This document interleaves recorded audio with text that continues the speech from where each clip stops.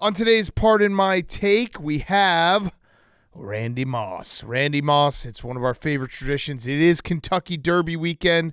We also have our good friend Joakim Noah in studio talking some ball with him. Great interview as always. He's probably one of the coolest guys that we get on this show fairly regularly. He just like hung out before and after. The man, we're going to talk some NBA playoffs. We are going to do some Fyre Fest. Tune into the Fyre Fest. Very funny Fyre Fest.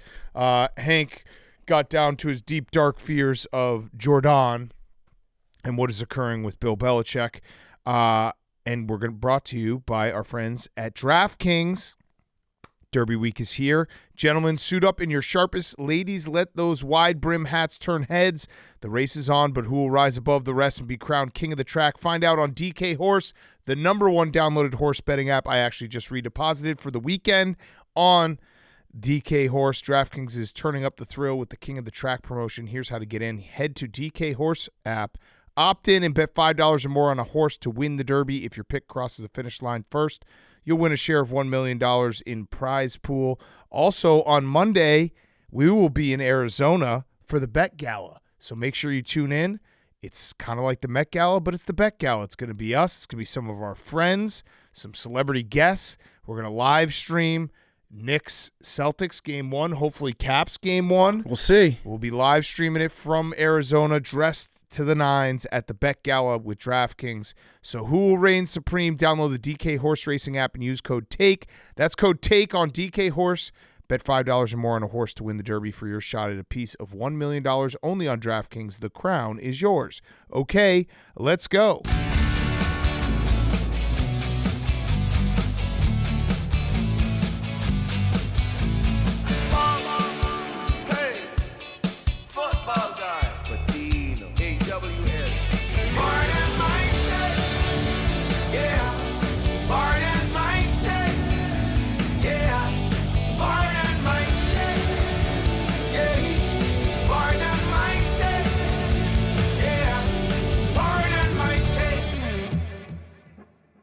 Welcome to Pardon My Take, presented by DraftKings. Who will reign supreme? Download the DK Horse Racing app and use code TAKE. That's code TAKE on DK Horse. Bet $5 or more on a horse to win the Derby for your shot at a piece of $1 million only on DraftKings. The crown is yours. Today is Friday, May 2nd.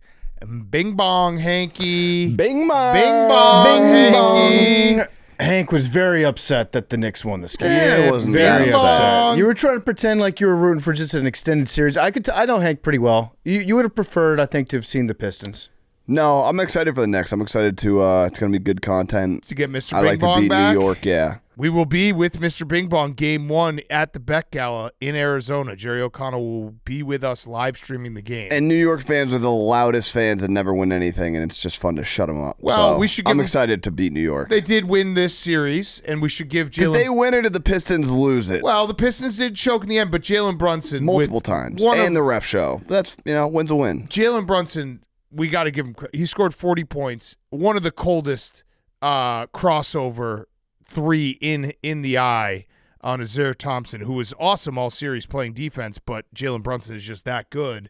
And that was such a cool moment. He lost him by about 7-8 steps. It was crazy. He went off the camera. He went out of the frame of the camera on defense on that crossover. Yeah. And then Jalen Brunson just steps back and hits it. He had a 40-point game last year, right? In a game 7 sure. or a game 6, some elimination game.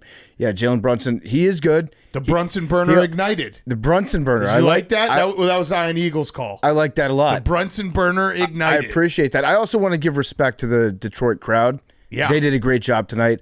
I liked when they got in unison and chanted flopper. Yeah. As the refs were reviewing it. I thought they were saying soccer, which would have also played for what Jalen Brunson did on that particular play. And I've said this throughout this entire series. Yes, it sucks if you're a Pistons fan waking up this morning and you lost a series that you very well could have won because every game felt like a coin flip. And, you had game 1 where you blew a big lead. You had game 4 where you got screwed by the refs. Either way, perspective, the Pistons have a very bright future because Cade Cunningham stepped up like that level. Playoff series, young team, getting their first taste of it. It sucks to hear, but the Pistons have a very bright future. And the Knicks, Jalen Brunson is he's that dude. Yeah, for sure. If you're a Pistons fan, you're going to go to sleep. You're going to be pissed off. You're going to wake up in the morning, and you'll probably still be pissed off when you wake up in the morning. Mm-hmm. But by the end of the weekend, I think you'll probably have a good amount of optimism. You'll just be thinking, okay, we can build off this. We're going to be awesome next year. Let's move on. Fuck the Knicks. Yeah, right. Exactly. And now, Hank, you got the Knicks. You got Jalen Brunson, Karl Anthony Towns, who I think I'm just become a huge Cat fan. He's so funny. You will I think be. it's fun to root for until you're rooting for him on your team. Yeah. Well, yeah, I know. I'm rooting afar, and I just think he's very funny. He pulled his stomach today on a jump ball. It was like chest, stomach, Yeah, shoulder. he like jumped barely off the ground, and then he just started grabbing his chest and his stomach, and he was like, "I think I pulled my stomach trying to reach up in the air." That was kind of a head scratcher. But Hank, when you say that you have the Knicks, do you have the Knicks, or do the Knicks get you? Because after the game, the Knicks fans, they were outside MSG, and you know what they were chanting? What? We want Boston. We want Boston. We want Boston. Yeah, they don't have a choice. Yeah, but That's true. So they got you. Yeah. You're saying Yeah. we got them. I think they got you. Okay. What To each is their the own. path for the Knicks to win this series? I do not think the Knicks are going to win this series. I actually was thinking about it. I think if you could put Campaign's brain in Karl Anthony Towns' head, the Knicks might have a chance. If you just had Karl Anthony Towns with unlimited They can belief in shoot like himself, 75% from the field. the Knicks do that all series. They could have a chance. You'll get Yeah. one campaign game. You will get a campaign quarter, maybe even. But a quarter equals a game. Like Yeah, that is. a That's a campaign game. It can be the quarter is a difference. campaign It game. You can be need the Karl di- Anthony yeah. Towns. Karl Anthony Towns would have to be incredible pretty much all series. Jalen Brunson is going to be incredible. Yeah, I'd say the Celtics are going to win this series. You don't think that Jalen's going to be incredible? I think we have an amazing perimeter defense. I think we're going to lock them up and make other players beat us. And the Knicks don't have those players. Who's got the better Jalen? Celtics. Okay. Okay. Jalen for Jalen? Jalen for Jalen, yeah. Prediction. 5? 5. I'm going to say 5. I think it's a sweep. I think you guys got him. Sweep. Easy. Max? Knicks in 6. Knicks in 6. Did you see? So prediction game is tough. Memes? Memes? Yeah, Knicks fan. Knicks in 6. Oh, copycat. No, memes just keep telling me to say Knicks in 6. Oh, Knicks in 6. okay. So Yeah, that so was I a- said Knicks in that We're the was Knicks a in pick 6 from the booth. booth. Correct. Speaking of predictions, we got to talk about some other games, and one of them is the Timberwolves closing out the Lakers in 5. And I don't know if you saw, ESPN went 0 for 11 on their experts picking this series. Before we talk about the Lakers, because there's a lot to talk about the Lakers, the Wolves are awesome defensively. They shot 7 for 47 from 3 and still won this game. I actually think they were trying to win this game on hard mode because the Lakers weren't playing a center, and Rudy Gobert had 27 and 24, which this was like a redemption arc for both Rudy Gobert and Julius Randle, where Rudy Gobert has been clowned on a lot, and he absolutely bullied the Lakers. He put them in a torture chamber. He not only was scoring at will, rebounding at will, but every single time LeBron or Luka tried to go into the post or try to drive the lane, he was there. It was the Rudy Gobert game. He was dominating the paint. He was getting offensive rebounds, dunking them immediately. It seemed like that's something that Rudy should be able to do more often, but this might have been the first game where Rudy realized that there is a basket and that he can score on it. He scored 14 points in the first 4 games of this series. He Yeah. scored 27 on Wednesday night. And not only that, Anthony Edwards was not good shooting. And I say shooting because he's still Anthony Edwards has stepped up a level where remember how much double teams would bother him a lot even earlier in the season. He said that he distributes the ball, makes good decisions, good ball handling, rebounds the ball. So even though he shot like shit, Anthony Edwards is still a force on the field, and he played great defense and out-physicaled LeBron. And he passed. Yeah, you're right. He passed really well. He was able very frequently to get around whoever that first defender was that was coming out to step to him on the perimeter. He would get around whoever that person might be, and then take a couple steps, find the open man. He was really good. And then after the game, he took a victory lap. I saw that. Around the stadium, which is one of the coolest things. He had like a little squad with him as he did the victory lap. just basically saying like, yeah, I am the man now. Yeah. Like I love that move. I love the fact that he's pushing LeBron during games. I love that he's not afraid to talk shit to anybody. I love that after the fact he's just pissing on their grave. Yeah. That's what we want out of our superstars. Yeah, he's the face of the league if he can win a title. And the Timberwolves are just a really good team all around. And this was an ass kicking. I thought the Lakers would win on Wednesday night just out of pride. Yeah. Zero pride, zero answers. And the Wolves are just so good defensively.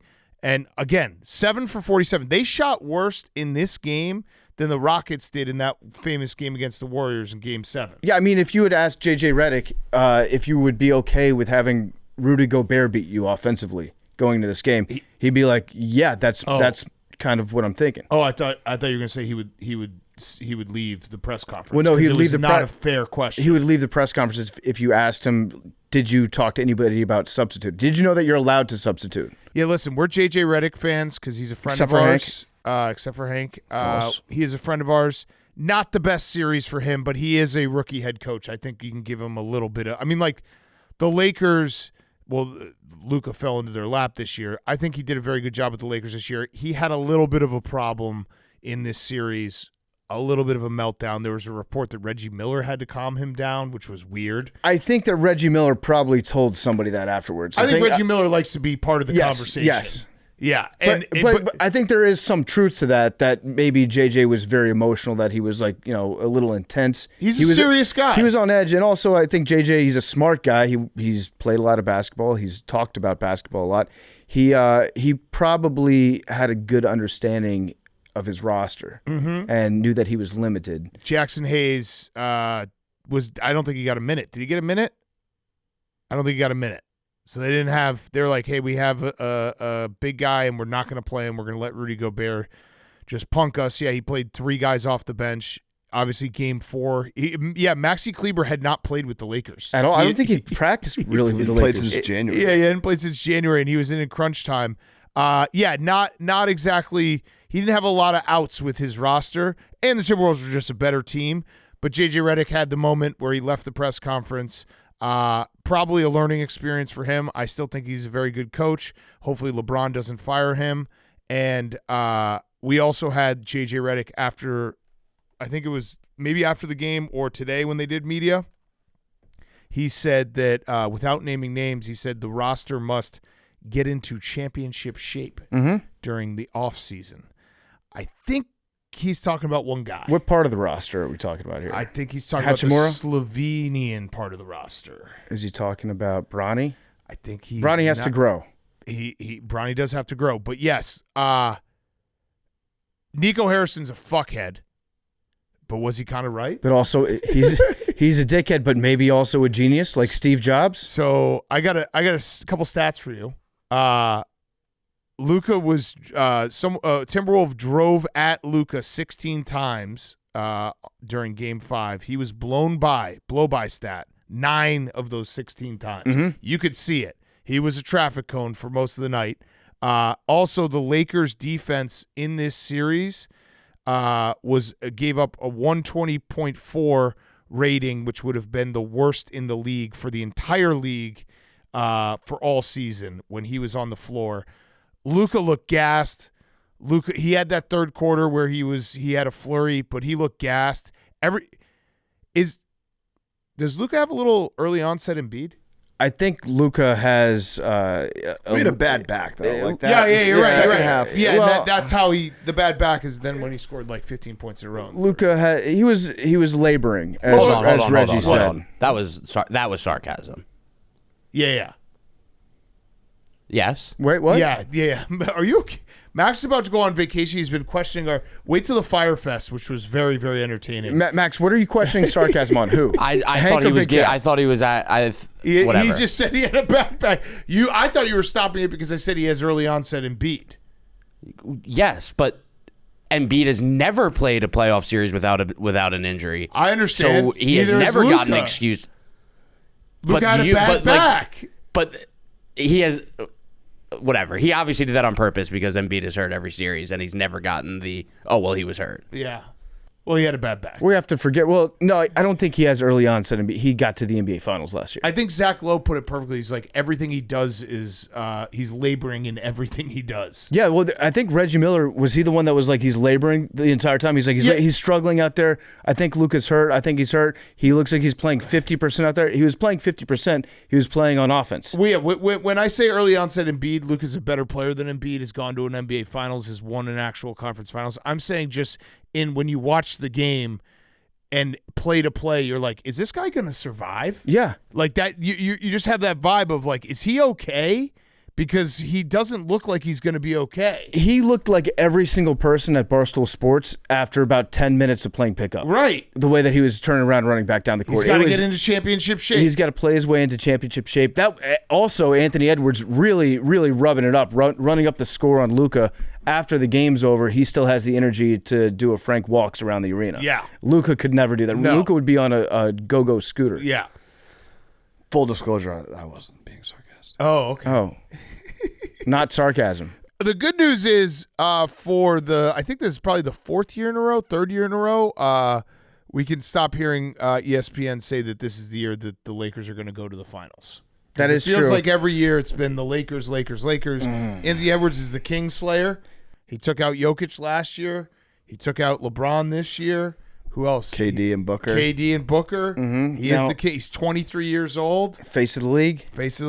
And then the big question of this game, because I don't think Nico Harrison is a shithead. He is not right because he still didn't shop Luka around. He still shouldn't have traded Luka. But everything Nico Harrison was standing on, Luka, being out of shape, defensive liability, did kind of come into play in this game. Yeah. I still would rather have Luka on my team, but it was for one night. Nico Harrison went to sleep happy since February. But it's almost like Nico Harrison might have traded him to the Lakers to put him in the perfect situation to be exposed defensively. Right. Because on the Mavericks, at least you had some people on the inside that could play some defense. Yeah, the center. That could step up and that could cover up for some of the liability they have on the outside. With the Lakers, the way their roster is right now, they were basically like, hey, Rui, you can just stay on the inside and deal with Gobert, right? Yeah. That's no problem for you. And after the game, Hachimura was like, I'm 6'8". I don't know what else you want me to do. Like, right. I can't really do much against this guy. Height matters. But so Luka's side, LeBron James, he's still good at basketball, very good at basketball. He did seem mortal in this game 5 in the fact that DiVincenzo hit-sticked him by just standing still. Mm-hmm. LeBron didn't feel like he could get anything going. I feel like this is a crossroads for the Lakers because LeBron is going to play another year.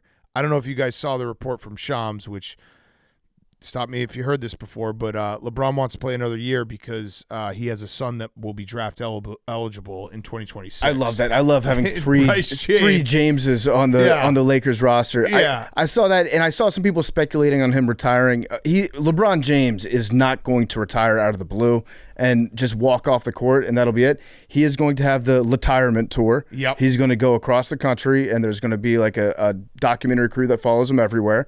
And we'll have to deal with watching, the TV show about LeBron James' retirement as he's currently retiring. Correct. In the process of it. It's going to be a big thing. And I'm not saying he doesn't necessarily deserve it. He's been a great player for a crazy long period of time. 20 years. Of course, he's going to get the star treatment. But LeBron is not the kind of guy that would just silently leave his shoes at the center of the court and walk off the floor. No.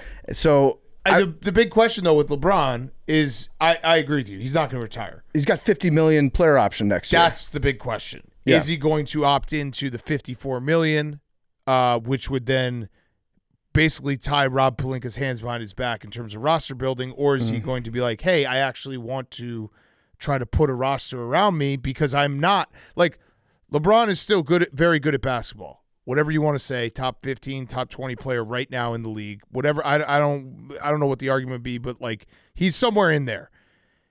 That's probably not worth $54 million if he's 41 years old. Like he's got to get paid less if LeBron wants to play another year, I would think. Well, It's his call. Like he course. can accept the player option. Correct. But you're saying like if he were to be a free agent right now, what would his salary command? He can not opt. Yeah, he could not opt in and then take less. He can opt out and then willingly take a pay cut and say, I would like to get paid $35-40 million next year, which would be smart. Use that money to get a center, fill the roster, get someone over 7 feet. But we're also looking at the options that you're going to have in like free agency. Yeah, it's not great. No, not a great market out there. They could always trade Bronny. Really, you just need a big body in there. Yeah, get a couple big bodies that can give you some fouls. They were the first father-son duo to lose a playoff series. That's crazy. Yeah, and the Lakers. Do you know? This is a fun fact. The Lakers have never lost in the first round when they were a 3 seed or higher. Damn, did not know that. Yeah, I thought that this would at least go 7. I thought that the NBA would love to have The Lakers quit. Yeah, the NBA the Timberwolves are just a better team. But I don't they even played know so bad. Like that was a Lakers. But the Timberwolves did not Timberwolves win that game as much as the Lakers just didn't. They gave up. The Timberwolves Luka was defense, hurt. Like you can't really. They had him in a fucking and Luka was hurt. They had him in a torture chamber. They didn't. The Timberwolves defense is very very good, and I mean you saw it. Like LeBron didn't want he couldn't get anything going. Rudy Gobert had them all seeing ghosts whenever they would go to the rim. Austin Reeves couldn't shoot for shit. Austin Reeves had a bad series. Yeah, he had a bad series. So, yeah, it'll be interesting to see what happens. I mean, if you're a Lakers fan, still, if you said at the beginning of the season, hey, you're going to lose in the first round in 5 games, but, oh, yeah, Luka's going to be on your team. You'd take that every single day. You would take that, absolutely. But then what if you knew that Luka was going to be laboring? Yeah, true. Maybe and hurt. Maybe laboring in that he looked like he was pregnant. Yeah. That's probably what they meant. He did kind of look like he was maybe pregnant at times. Yeah. Yeah. All right. So I'm just happy we could stop talking about the Lakers and not us, but the general media because that's they take up a lot of, and they weren't a serious contender, but they weren't. I know that it's like you have Luka and LeBron on a team. You're like, oh, watch out, they're 2 unbelievable players. They just didn't have a team that was going to make a deep run. Now, what if the Wolves just roll? And then we can look back and say, the Lakers really gave them the best series. Mike Greenberg would say yeah, that, for sure. All right, the other one, this was the weirdest game, the Rockets and the Warriors. This series is just ugly because it's this game, the Rockets were up they played so well in the first half that the Warriors threw the white flag with like 4 minutes into the third quarter. And then the Warriors' backups played so well that the Rockets had to put their starters back in. I also, am I crazy to say that it's kind of nuts that Steve Kerr gave up on this game when it was a 13-point game with 5 minutes left against a very young Rockets team where if you can put a little game pressure on them, they might fold? Like, that seemed crazy to me. I'm going to trust Steve Kerr on this one. I thought so, too, at the time, especially because I had some Steph Curry bets that ended up not cashing because of that move. In the second half, so yeah. I like you, was yelling at my TV, like, put Steph back in. The game's not out of hand yet. I just wanted to see. I didn't even have any action on it. I just wanted to see a good game. I was like, it's a 13-point game, and the Rockets are one of those teams where it's like they are young and they can flinch. I think that Steve Kerr, he knows his team pretty well. He knows these guys really well. And Jimmy Butler's still kind of new, but also banged up. He just probably saw a chance to cut your losses and rest up. They literally just punted on the game. Yeah, they did. The game started. The Rockets jumped all over him, which credits to the Rockets. And then it was, that was it. And it was like, Amen Thompson and Dylan Brooks and Fred VanVleet all were awesome, like shooting crazy percentages. And, it was just over. It was over. And then we had, I will say the one thing that was fun to watch is Pat Spencer, who is just basically, remember, he is just a mini Danny Hurley from the UConn National Championship team. He came in, I think he had a game-high 17, and then he got kicked out for headbutting. I love that. It was so perfect. I think he scored. How many points did Pat Spencer score? He was kind of all over the place, and then got kicked out. It was a very Danny Hurley. Danny Hurley would be proud. Yeah, he had 11 points. Who was he screaming at earlier this year? Was that KD? Yeah, he was screaming at You're KD. thinking of a different guy. Oh, I'm thinking of a different guy.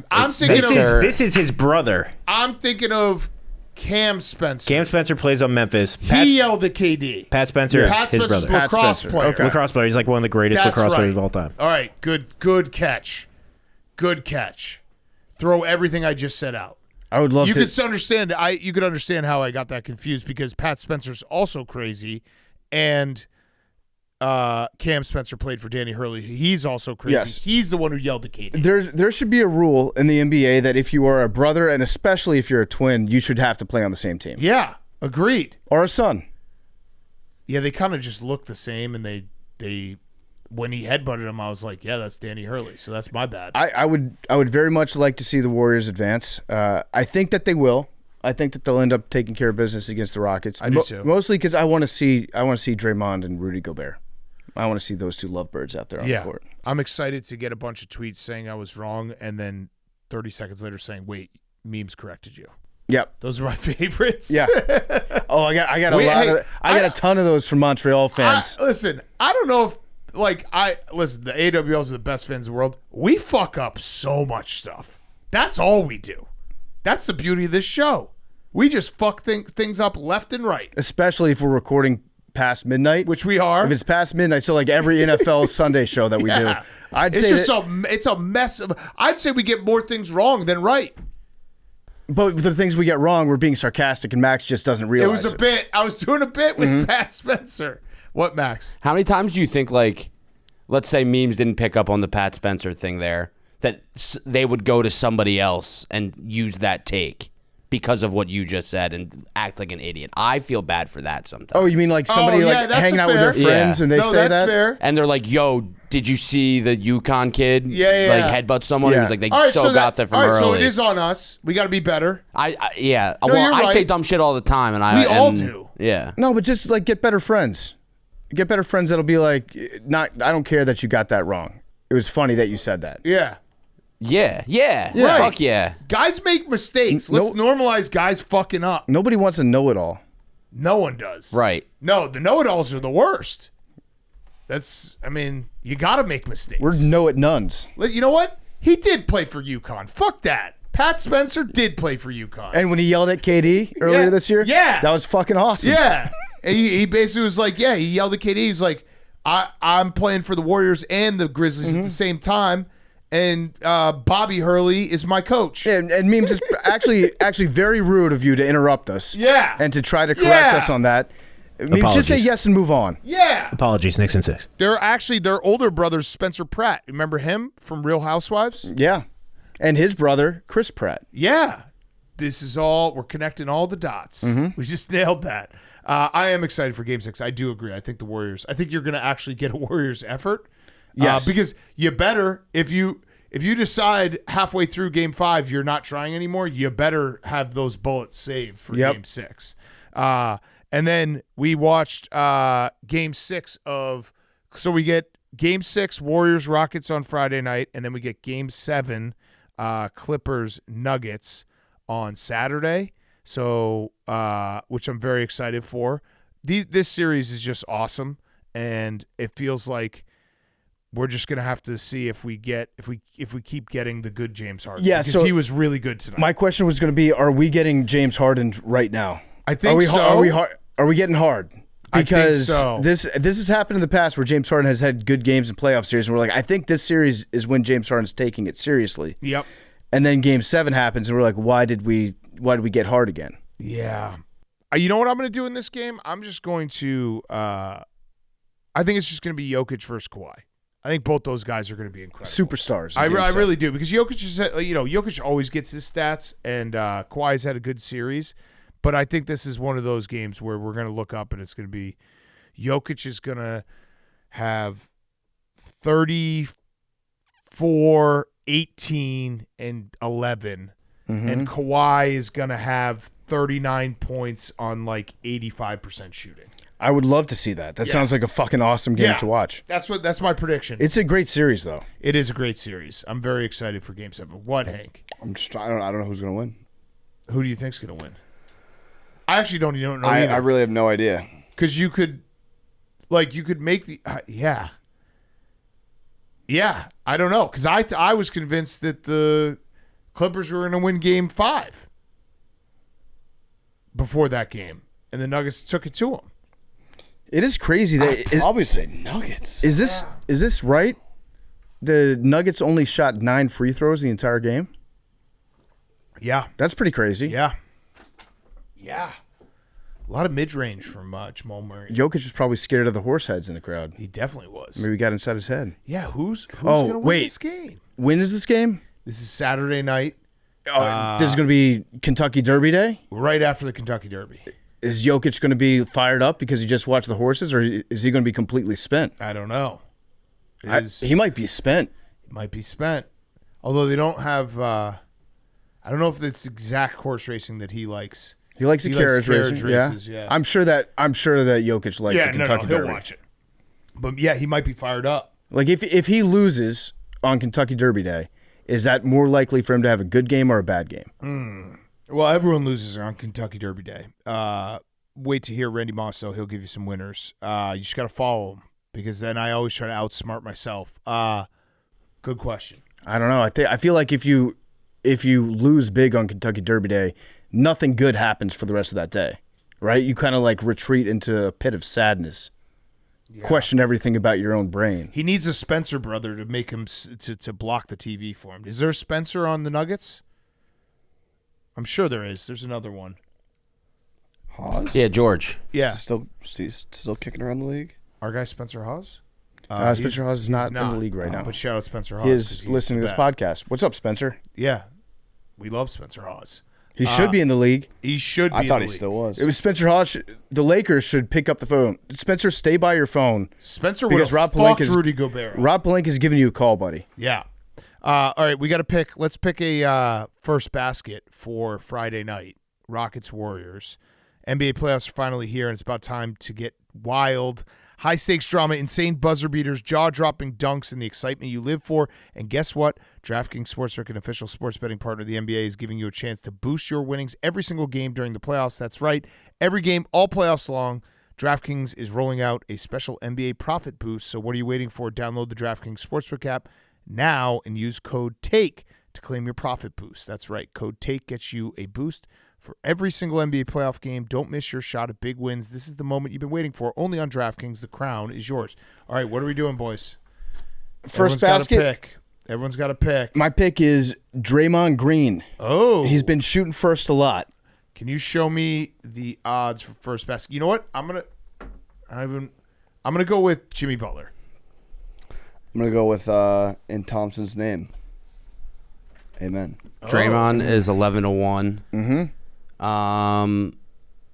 I'll go with I don't know. Şengün. Yep, Şengün, Şengün. Yep, I'll go with Şengün. The Turkish Terminator. I knew I was gonna fuck it up, so thank you for stepping in. That's plus 475. I got you, bro. We get Eamon things is plus right on this show. 750. Yep. Where's he from, Max? Slovenia. I just he said just said it. like 2 seconds ago. UNC. Tar Heels. No, Turkey. Yep. The country. He's like only 22 years old too. I was reading about him the other day. He's been playing he's like one of those guys that I think was playing professional basketball when he was like 14 years old. He moves like it. Yeah. Okay. Hockey. PFT, you advanced. Congratulations. Caps win, baby. Caps are going to the next round. Who are you playing? Au revoir, Canadians. We're playing the Carolina Hurricanes. Yeah, so the East playoffs weren't great. They weren't. No. Because we have- They were I enjoyed them. No, yeah. I'm just saying, like, in terms of great series, we actually only have one Game 7 in the Stanley Cup playoffs. That's the Stars and the Avs, which that has been a great series. Yep. But the Caps advanced. The Hurricanes advanced, I think they advanced Tuesday night, so we already recovered that. The Leafs can breathe a sigh of relief. I was shocked. The Leafs have advanced. I think we all were thinking that this would be very funny. These are not your father's Leafs or your grandfather's Leafs. Well, that's what I've heard, but I mean, they've won playoff series before. Yeah. And I do root for fan bases that haven't seen a taste of victory in a long time, that haven't had that. But then I see Paul Bissonnette on TV wearing his stupid Maple Leafs tie, screaming into his phone from about 2 centimeters away. His mustache, getting spittle everywhere. The mustache looking like Freddie Mercury on steroids. Let me be clear. Paul Bissonnette, you better hope that you get your ass kicked in the second round, because I wouldn't like nothing better than to skull fuck you in the Eastern Conference Finals. And I will skull fuck you. Tom Wilson will skull fuck you. So you better just bow out and lose right now. I do think that the Panthers are going to beat the Leafs. Panthers seem really, I mean, they made quick work of the Lightning, and that was we talked about it on Wednesday's show, but a very physical series with suspensions and guys going out, and they took care of the Lightning fast. Is that loser talk by the Lightning head coach afterwards to be like, you know what, we're glad to pass the torch to the Florida Panthers as being the other team from Florida now takes what we built and they get to build on it. That's some SEC culture shit. Yeah, that's some bullshit. Yeah, that's crazy. I root for the state. You can't. Of Florida. Think about this. Think about the Lightning coach when he goes to a kid's living room trying to recruit him in state.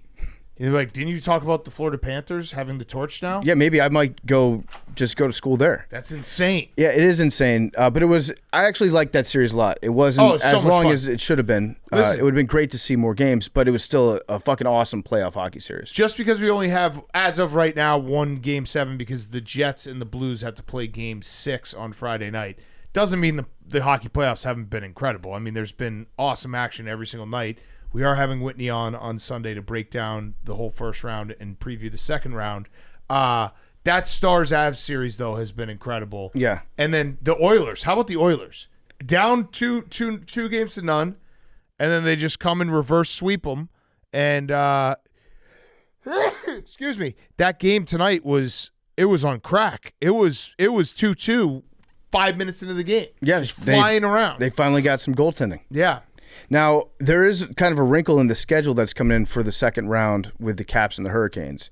We've got a stadium scheduling issue in Carolina. So apparently, the good people of Raleigh, whoever runs that stadium, I don't know if it's the guy that ran the payday loan company that bought the Whalers and moved them to Carolina or not, but they scheduled the arena to have a Shane Gillis concert and 2 Pearl Jam concerts. Oh, geez. Next week. Max's good friend. Max's good friend. Eddie Vedder. I don't know what they're going to do about that, because there was a time, I think this was just a few years ago, where it was the Penguins and the Caps that ran into the same situation, and the Caps got I think they had a home game taken away from them because Pittsburgh fucked up their schedule. I don't know what's going to happen, but the schedule, they might have to play back-to-back nights. Ooh. That's not good. So that would be wild. I don't know. That's not good. But I'm looking forward to the Canes. The Canes are a good team, and they've played pretty well against the Caps recently. I got to figure out a mayor's bet against. I think the most famous person from Raleigh is Brandy Love, and she's a Hurricanes fan. That's big. Yeah, putting that on the list. So what should I bet against Brandy Love? I saw our guy PMT Stats said someone's running away with the bonk list this year, and it's going to be either me or you. Yeah. So I don't know, but that one didn't help you. I'm fine running away with the bonk list. Yeah. But yeah, Brandy, if you're out there, I know you're a big Canes fan, probably a big listener to the show. Hit me up. Memes keep saying Jordon. Jordan's from... She's from Raleigh? That's what the memes are saying. Yeah, Bill was at the game the other night. Okay, all right. So listen, this is a battle of the Titans. Most Jordon. famous people from Raleigh. Pete Maravich. Dead. R.I.P. Shouldn't have said dead. Clay like that. Aiken. I think alive. John Wall. Alive. Dougie. Michael C. Hall. Well, the only Kane celebrity fan I'm familiar with is Brandy Love. Okay, then your hands are tied. Yeah. I'm giving you other ones, but your hands My hands are tied. definitely tied. Which is the worst way to pay attention to Brandy Love. Mm-hmm. Unless she's in the room with you. Unless she's in the room with me. Right. If the Hurricanes beat the Capitol, I'll never jack off to Brandy Love again. That's a great deal. Oh, Mr. Beast. Balls in your court. Mr. Beast is This from also Raleigh. says that Brandy Love is from Dearborn, Michigan. Oh, really? But she's a Hurricanes fan. Oh. Oh. But that Mr. was the only one you could find? No, Was a porn star? Yeah, Mr. Beast is not a Canes fan. He's a Rangers fan. Got it. So you could only find a porn star. Only find a porn star. I spent a lot of time looking for porn But stars. I mean, if Jordon, please get her name right. if she is from Raleigh and she's a Hurricanes fan, we'll have to figure out something. Also, they were probably at the they were probably at the Hurricanes game because they live in North Carolina now. Yeah, this says daughter of Maine fisherman. It's an Means Yeah. ain't no fun when the rabbit got the gun. it's an adopted team. Well, yeah, tell I you know, what. but they were they live in the state now. It also looks like Brandy Love is also an adopted team. That's fine. Yeah. But Brandy Love, you're gonna have to do it. She won MILF of the Year. What year was that? I don't know. I just saw it on the Wikipedia when you pulled it up. That's a very prestigious award. MILF Performer of the Year 2013. Oh, she's won. Wait, hold on. She's Dynasty. won 3 MILFs of the year. Holy shit! That's pretty good. Is she bad for MILFs? Well, when was the last time she won? 2020. NIL changed. Yeah. Yeah. Oh no, she won Best MILF in 2025ve. That one's according to the Flesh Spot Spot Awards. which is actually I think they got to unify these belts. It's too many belts. 2020 Hall of Famer though. Oh hell Wait. yes. Multiple Hall of So, Famers. so is Best MILF, is that like a Lifetime Achievement Award? No, it's the Flesh Spot Award. I feel like Best MILF has more cachet than MILF of the Year. Yeah. By the way, so we are going to talk more. This is our hockey recap. The Brandy Love talk.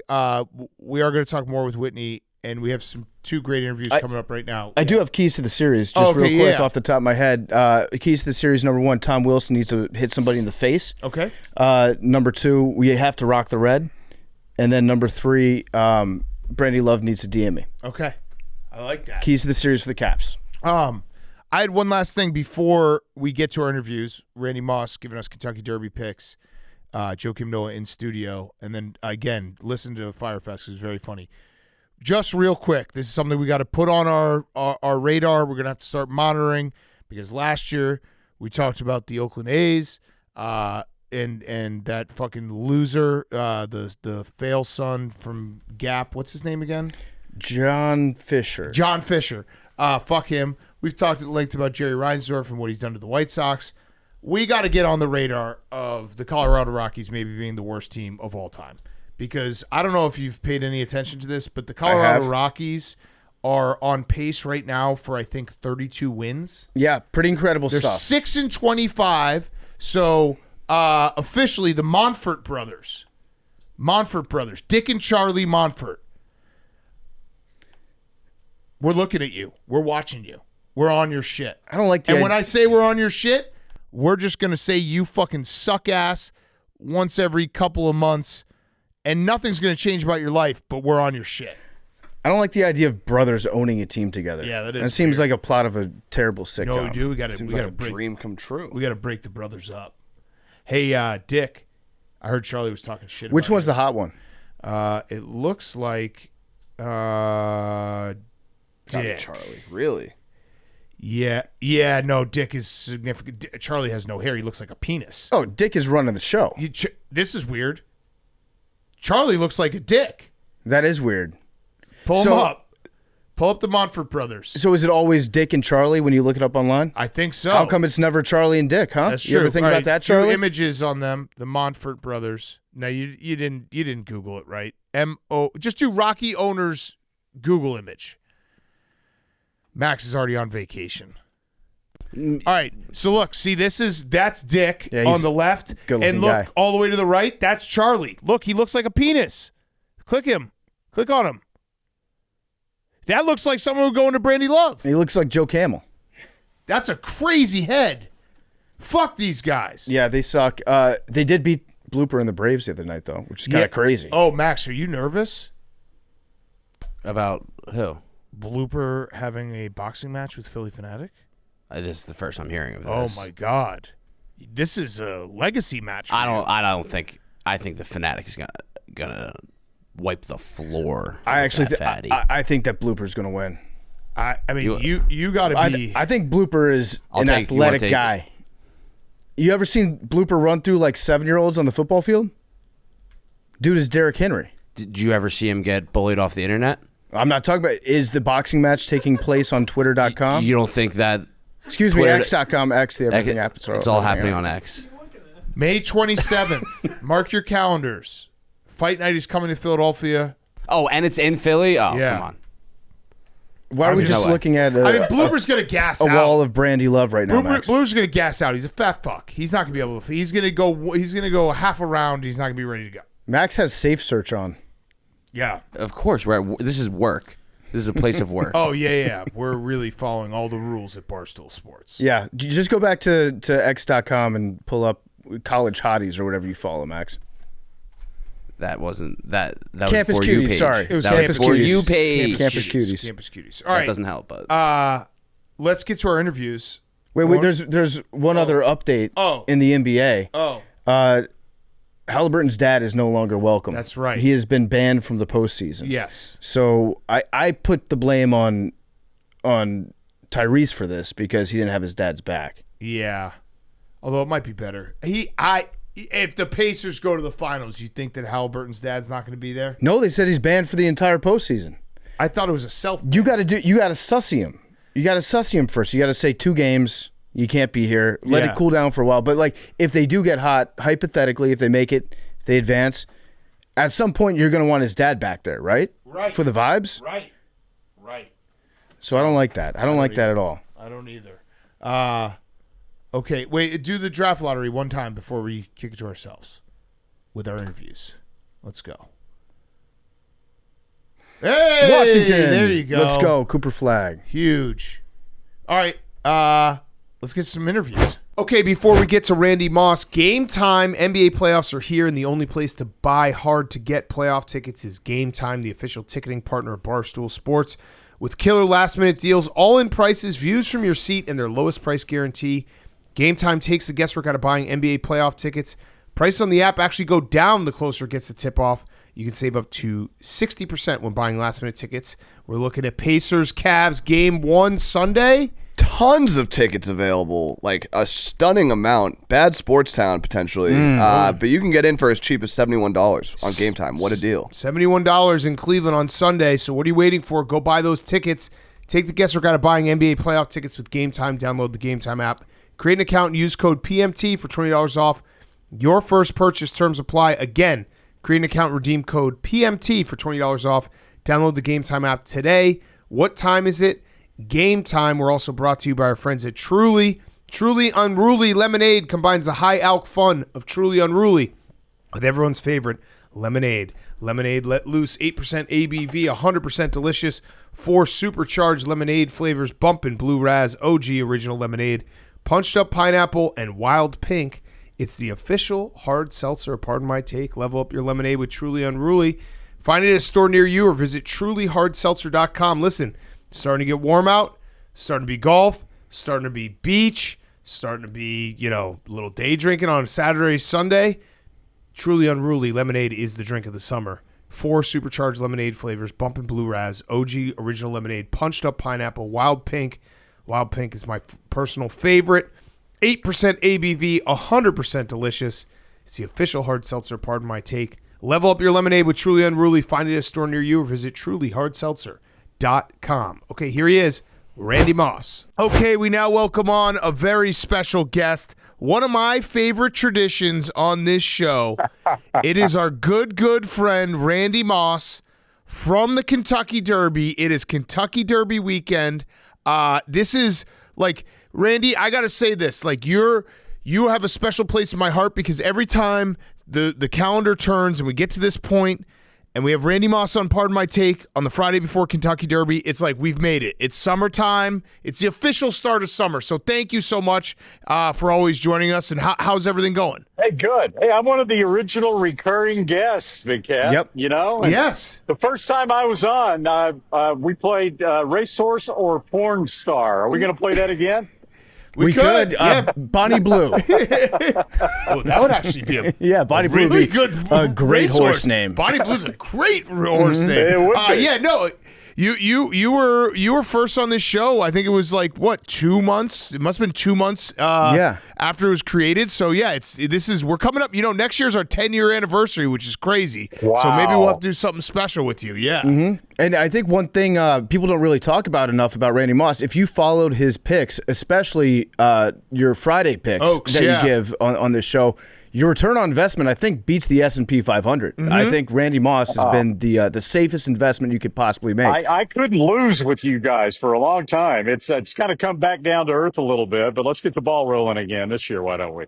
Yeah, all right, so let's get the ball rolling. So, obviously, we want to talk about the field and who you like, but the big story is the return of the bad guy in some people's eyes, Bob Baffert. He's back at the Kentucky Derby after a 3-year suspension. What's the vibe? Is it – I was reading some stuff, and it basically seems like Bob Baffert's pretending none of this happened. Yeah, Bob, and so is Churchill Downs. I did not know what to expect when Baffert came back.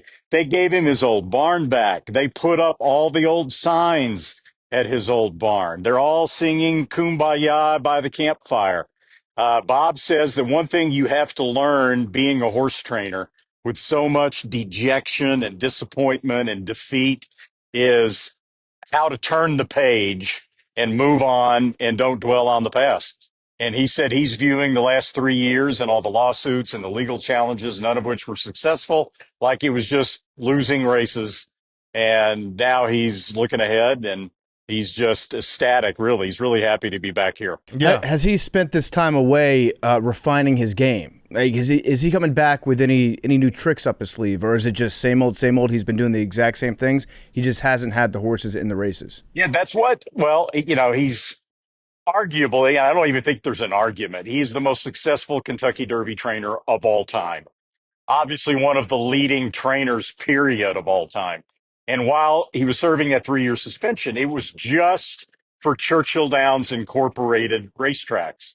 Churchill Downs, Fairgrounds, Ellis Park, Turfway Park, Fairgrounds, racetracks like that, right? It had nothing to do with any of the other racetracks Bob competes at, really. So he's been winning tons of races. His stable's actually gotten stronger over the last 3 years than it was before the suspension. He just most famously couldn't run under his name in the Kentucky Derby. Fortunately for Bob, during that 3-year period, he didn't have an American Pharaoh. He didn't have a Justify, right? He didn't have a horse that looked like it was a Kentucky Derby winner. And he doesn't this year either, really, to tell you the truth. But just the fact that he's back.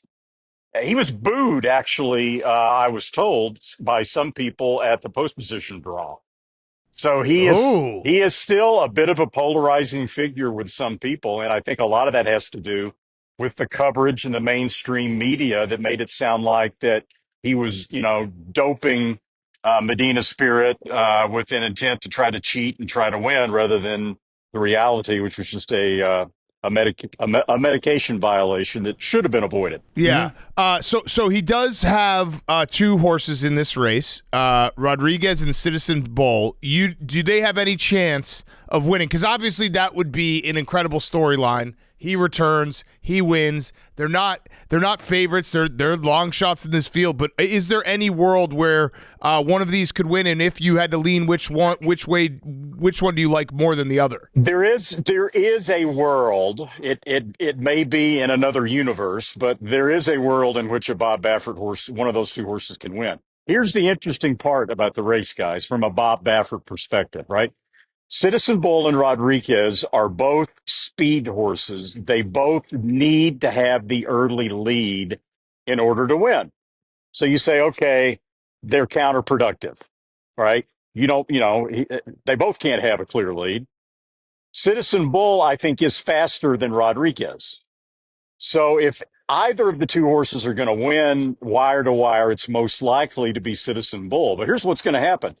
Martin Garcia on Citizen Bull, Mike Smith on Rodriguez are both going to ride their horses strongly out of the starting gate with the intent of making the early lead. Then Mike Smith on Rodriguez is going to look over, and if he sees Citizen Bull on the inside of him, instead of going head to head with each other, he's going to ease back a little bit, and Citizen Bull's probably going to go on to set the pace. If Mike looks over and doesn't see Citizen Bull, like if Citizen Bull breaks slowly from the starting gate, then Mike says, heck, I can have the early lead. That's what my horse likes.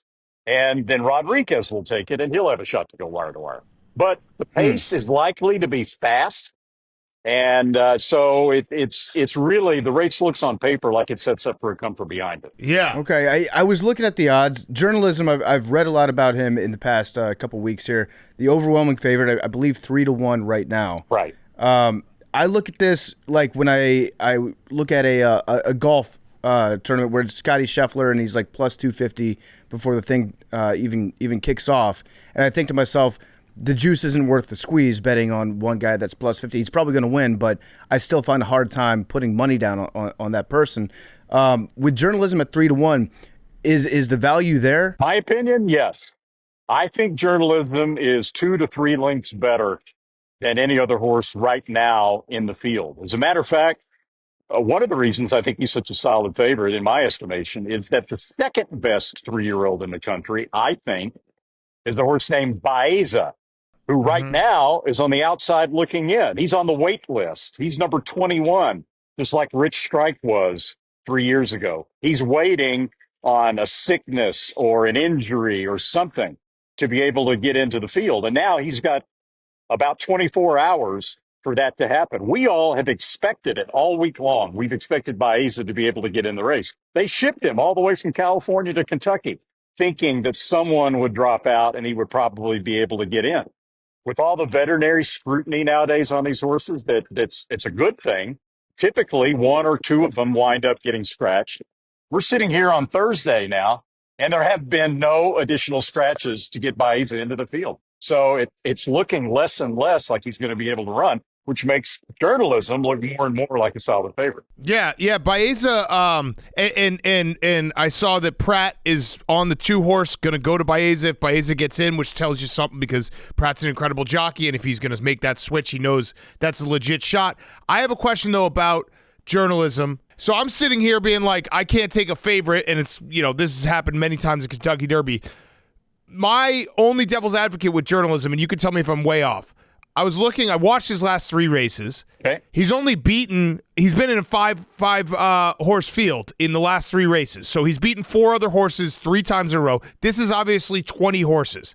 Is there anything to be said for that, and he's gotten in a little bit of trouble a couple times where it's like, hey, it's easier to get out of trouble when there's only 5 horses in a race. Am I making any sense, or I'm just going to end up betting something that has no chance? I should have taken journalism. Ordinarily, Dan, I think that would be a very legitimate argument, okay? But in journalism's last race in the Santa Anita Derby, he got into more trouble, almost certainly more trouble than he's going to get into in the Kentucky Derby. And he was still able to win anyway. It was only a 5-horse field, but Bob Baffert had 2 horses in the race. He had Citizen Bull, who was hooked on the front end and didn't run that well. And he had another horse named Barnes. And the riders were playing team tactics. And the jockey on Barnes, Juan Hernandez, targeted journalism. Journalism had the big bullseye on his back. He was a heavy, heavy favorite, as he should have been. And it even got to the point going into the second turn of that race where Juan Hernandez on Barnes elbowed Umberto Rispoli on journalism. Brought the horse all the way over, tried to squeeze him against the rail, elbowed the other jockey. The stewards called him in. And the steward voted 2-1 not to suspend him, but he very well could have got a suspension for that. And yet journalism was able to win the race anyway. So he's already overcome adversity, and that makes me feel a whole lot better about a big field. Okay. Battle tested. Yeah. I like that. Yeah. And beat Baeza in that race. Yes. So, I mean, you know, the second best horse in the Kentucky Derby, potentially, he has beaten him in his last race at the Santa Anita Derby. Yes, exactly. When I'm looking at this form, I was looking at journalism exactly like I would look at Scotty Scheffler, and I was looking at Sandman like I would look at Will Zalatoris, where it's like I know that's the safe bet, but Sandman, he's a Metallica fan. He's got a lot of buzz around him. I'm going to end up betting on Sandman and losing and being like, oh, I should have bet on the safe bet with journalism. Does Sandman have a chance, or am I falling victim to the Metallica hype train? I tell you what, my biggest concern about journalism would actually benefit Sandman, okay? If the pace gets completely out of control, and we've seen that happen before in the Kentucky Derby. We saw it happen with Rich Strike in 2022. Then it favors horses that, are actually 16th, 17th, 18th. I think Rich Strike was 20th at one point early in the Kentucky Derby. That happens a lot at the Kentucky Derby. My biggest concern is that journalism, who's written by a jockey named Umberto Rispoli, who actually statistically has been better on grass than he is on dirt, might be positioned too close to a fast pace. That's my biggest concern about journalism. If the pace is fast, he needs to be 10 lengths off the pace. Now, if that happens, Sandman's going to be rolling from the back of the pack. Sovereignty is going to be rolling from the back of the pack. So will Burnham Square, horses like that. It's going to favor them. But otherwise, I think if he's ridden properly, I think journalism's, clearly the horse to beat. What horse favor is benefits from rain? Because obviously it feels like it's been a Kentucky Derby tradition the last 10 years where it just feels like there's rain every year. There's going to be rain in the forecast. So if it's a sloppy track, what do we think? Like, how does it change? And is there a certain horse that you'll be looking at being like, now we might get a good price because this horse is going to be better in the mud? Honestly, I would ignore the weather. I really would, only because of this. Horses nowadays, when they run in the Kentucky Derby, are so inexperienced that none of them have really had, any substantial experience running on that kind of a racetrack. So it's a crapshoot. You really don't know, and they're all such good horses that typically they'll be able to handle situations like that anyway. So that's one variable that I wouldn't be losing any sleep over. I like that. I like making it. These are the type of things that Randy Moss gives us that I would have sat there being like, "Ooh, how can I again outsmart everyone? Find an edge. Just forget about it. Forget about the weather." Speaking of finding an edge, if you're watching the workouts, I know the horses do workouts the week before, and they train. Can you get an edge from watching them how they train? Can you be like, "Oh, that horse looks good. That horse looks a little bit off compared to what I've seen before"? Or are the trainers being very secretive and not trying to push the horses that much, and you can't really get an edge from that? The trainers are not being secretive. Everything is so out in the open here with all the media watching and all the works on TV and on YouTube and things like that, that there's really no way to hide. The way you put that question is absolutely perfect. And by that, I mean, Perfect question. workouts are only important if you have a frame of reference for that particular horse. Some horses work great every time you send them to the racetrack.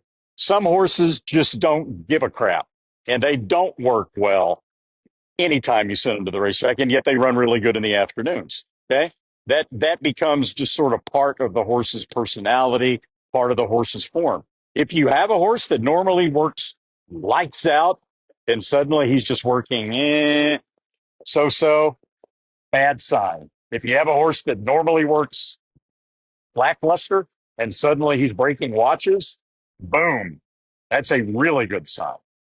One of those kind of horses, the latter, is Sovereignty, trained by Bill Mott. Stretch runner, Godolphin, second in the Florida Derby.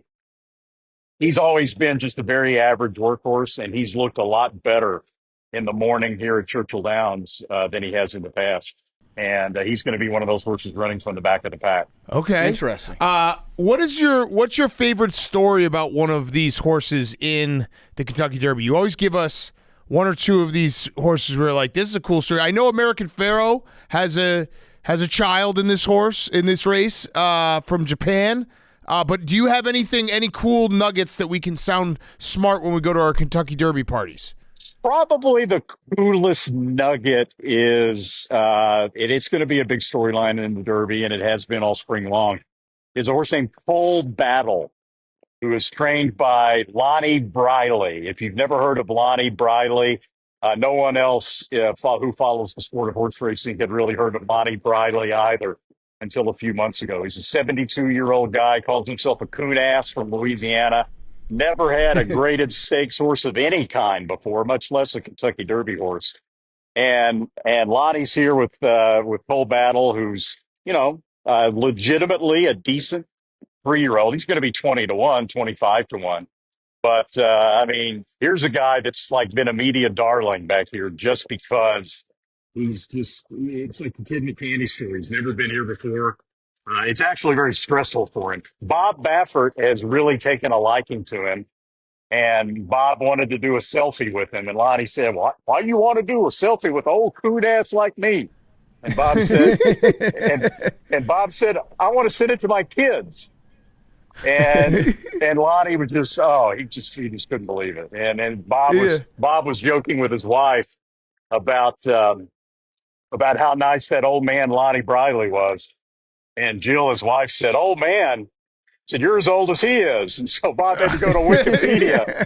And they're about the same age. Bob didn't like that. I love it. That's perfect. All right, so that's me. I think I'm going to have to root for and bet on Lonnie Briley's horse. The Coach O of horses. Yeah, do we have it? I know we ask this every year. At some point, a Japanese horse is going to win the Kentucky Derby, right? Yeah.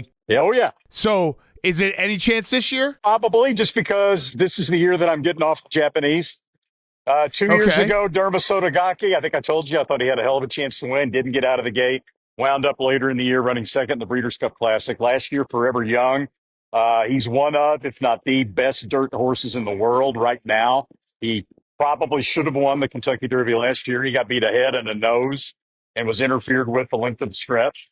This year, Luxor Cafe is the best of the two Japanese horses. He doesn't look to be as good as Forever Young, at least in terms of, the analytics, the final times and stuff like that. You go back and watch his last race in Japan, like you can see it on YouTube. And it's like, whoa, boy, did that look good. But who did he run against? We don't really know. So bottom line, I'm getting off the Japanese this year, so this will be the year they'll probably win. Okay, noted. Our friend Mike Rapoli has a horse in this race as well. Does he have a chance to win? He's got a long shot chance to hit the board. Grande is the horse's name.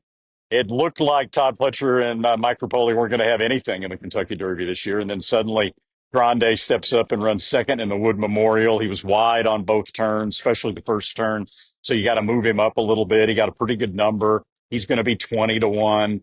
I would definitely throw him into your trifectas and your superfectas. I don't think he can win necessarily, but he's in with a chance at a big price. Okay, he should feed his horse body arm or before the race. Be like, okay, we gotta get your pH levels correct here. Put on some vitamin noble water. Yeah, shoes. exactly. Yeah.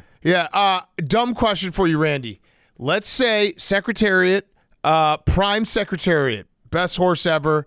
We don't know if steroids were involved. We'll just say best horse ever. So Prime Secretariat up against this field, but I'm on Secretariat. Do I have any chance?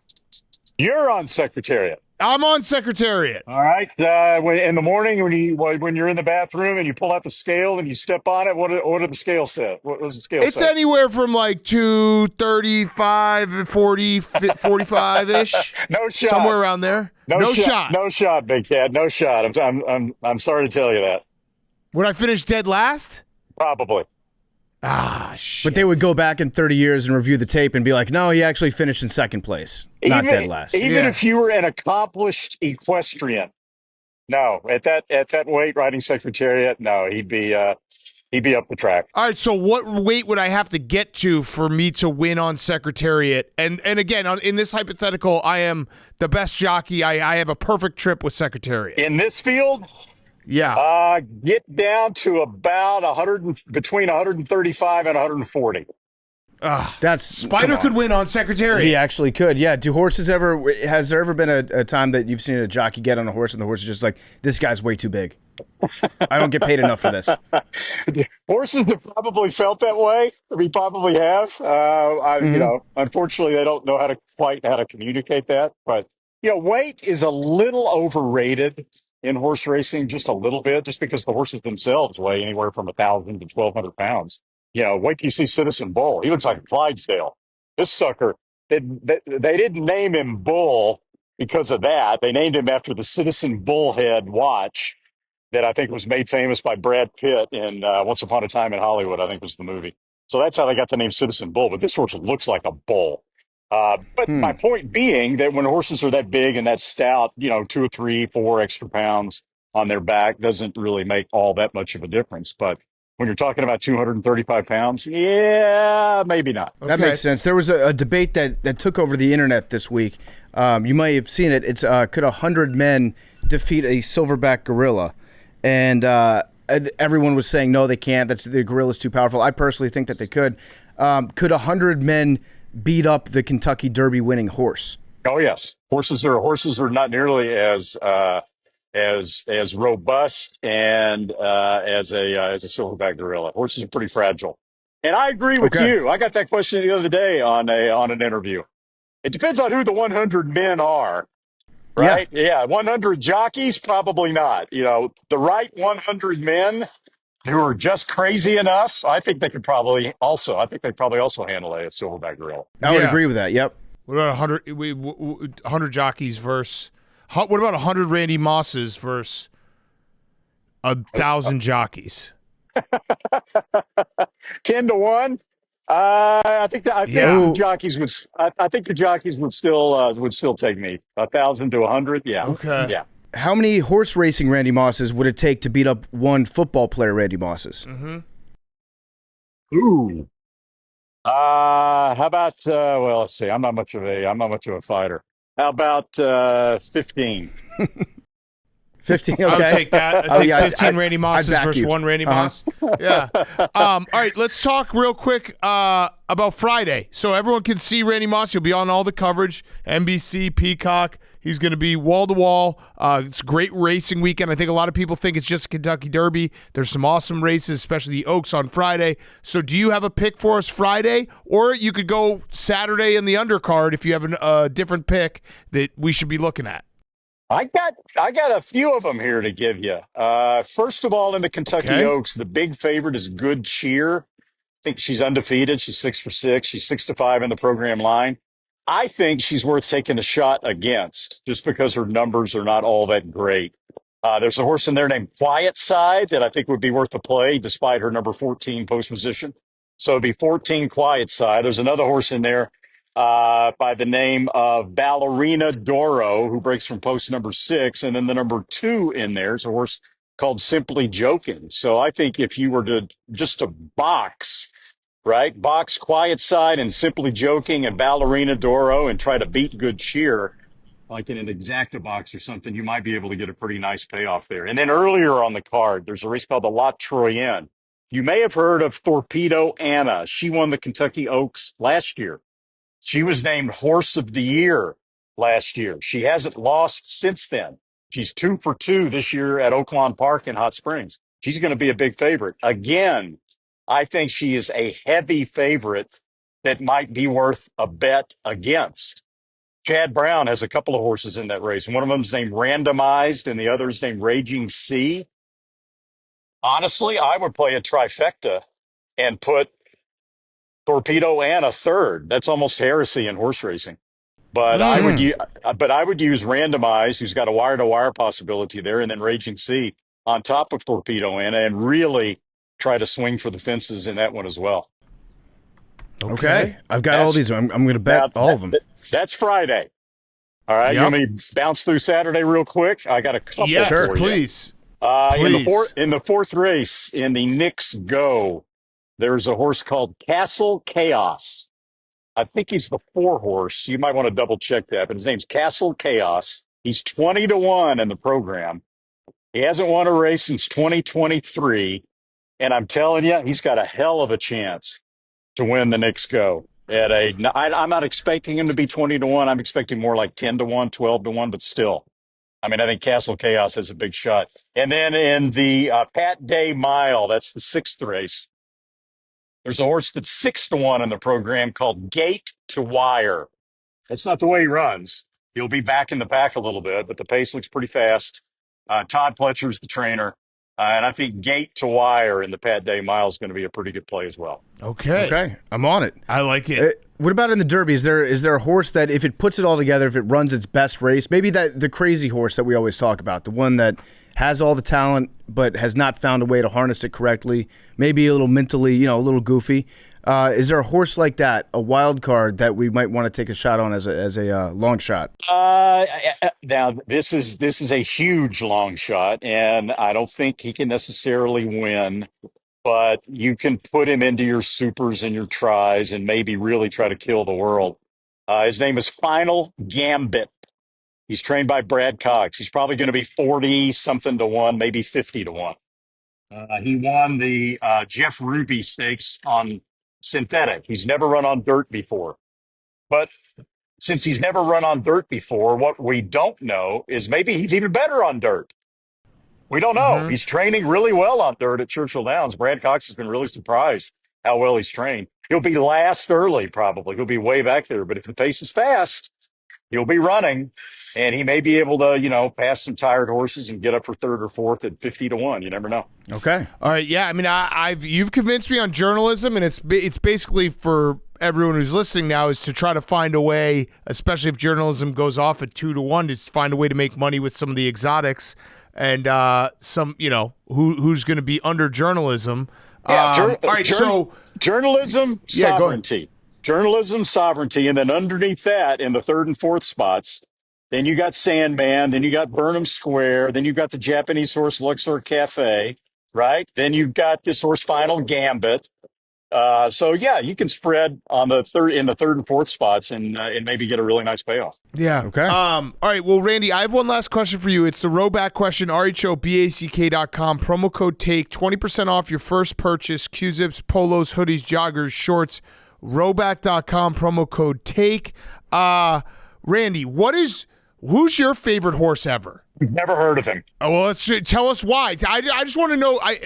Part of why I love you, Randy, is because I'm a big believer. If you can find anyone who's passionate about anything, I'm interested. So your passion for horse racing makes me interested. So tell us, even though we never heard of him, why you love this horse, because that will be interesting in its own right. When I was a kid, and I'm talking, I was 12 years old at the time. I had just started handicapping for a newspaper in Little Rock under somebody else's name when I was 12 years old. They didn't want anyone to know a 12-year-old was dispensing financial advice. There was a horse running in Arkansas that actually wound up coming to Churchill Downs and setting a 6-furlong track record that held for about 25 years. He was a white horse, not officially white. He was gray, but he was almost white. It was unbelievably popular in Arkansas, where I grew up. His name was Barbizon Streak.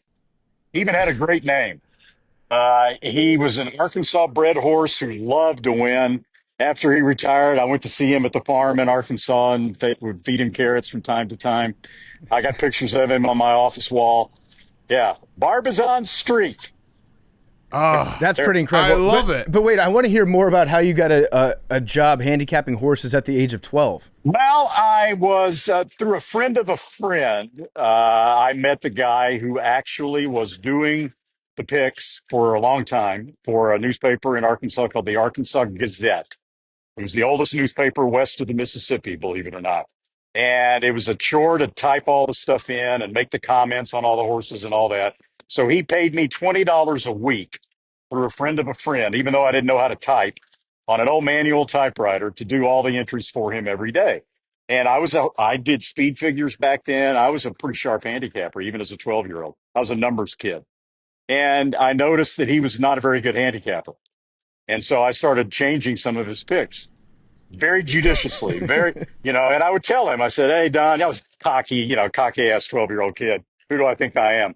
I changed this pick. I think this horse is going to win. And like the first 5 or 6 I changed wound up winning.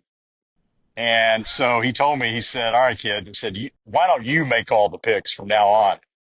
And they had a competition in the press box among all of the newspaper handicappers, $1,000 at the beginning of the meet. At the end of the meet, whoever picked the most winners, winner took all. He never won. He always got his $1,000 taken away. That year, he won his $1,000. And so I kept doing it until I took it over myself in my own name when I was in college. That's incredible. A great what story. did he give you? Did he give you a taste of the $1,000 when he won? No. He bumped me up to $30 a week. Okay. All right. That's incredible, though. And off bit, what Big Cat said, what's the biggest hit that you've ever had on a horse? You really want to know? Yeah. Yeah. In the early 90s, one of my best friends, who was an attorney, worked with Hillary Clinton, actually, at a law firm in Little Rock, an insane gambler. guy by the name of Dave Thomas. He and I went into partnership playing the Pick Six, which was really huge back then. At one point, we had the highest payoffs ever recorded in the state of Louisiana and the state of Oklahoma simultaneously. We had a $500,000 Pick Six at Louisiana Downs and almost a $400,000 Pick Six at Remington Park in Oklahoma, and some other slightly smaller Pick Sixes as well. Yeah, that was That's a pretty good day. that was back in the day when the Pick Six was just really hellacious to play. Holy shit! What was the price of those tickets? The first one was $15,000. Okay. And the second one in Oklahoma, we actually played 2 tickets. One of them was like about a $5,000 or $6,000 ticket, but the one we hit it on was like a $27 ticket. No way! Oh my God! Holy shit! What did you do to celebrate? We took everybody in the press box out to dinner. Holy shit! So 20. So you like had how many horses did you use? Like 10 total? Like that's insane. Something like that. We had a couple of long shots that we liked, that we thought had a chance, that we didn't put on the main ticket. And so we played the ancillary ticket and singled those 2 long shots, and they both wound up winning. And then the rest of them were logical top 2 kind of picks. So, yeah. That's insane. That's an great. incredible ticket. Because you always, whenever someone hits a pick six, I always wonder because, there's always the one guy who has like $100,000 pick six where he used all on every single race. Yeah. And you're like, all right, $27 ticket on a pick six, it's $400,000. Jeez. All right, Randy, you're the best. We can't wait to see you on Kentucky Derby Saturday, on Friday for the Oaks. Thank you so much for always coming on, and we'll see you in a couple weeks for the Preakness. All right, guys. I'll be ready for you. Take care. Randy Moss was brought to you by our great friends over at Aura Frames. Mother's Day gifts can be a little predictable and a little bit boring, but Aura Frames was named the best digital photo frame by Wirecutter, and Aura Frames are guaranteed to mix things up this year. Aura Frames come with unlimited storage so you can share as many photos as you want from your phone to mom's Aura Frame. Not only will she be grateful that it's not another gift card, she'll also love that an Aura Frame means that she gets to see more of you. It's a perfect Mother's Day gift. I got my mom an Aura Frame for Christmas. She loves it. I can upload pictures directly to her photo frame from my phone across the country. She gets an update. Cute picture of Blake. Guess what? Boom. It's going on the Aura Frame. She loves it. It's also super easy to set up. And Aura has a great deal for Mother's Day. For a limited time, listeners can save on the perfect gift by visiting auraframes.com to get $35 off plus free shipping on their best-selling Carver Mat frame.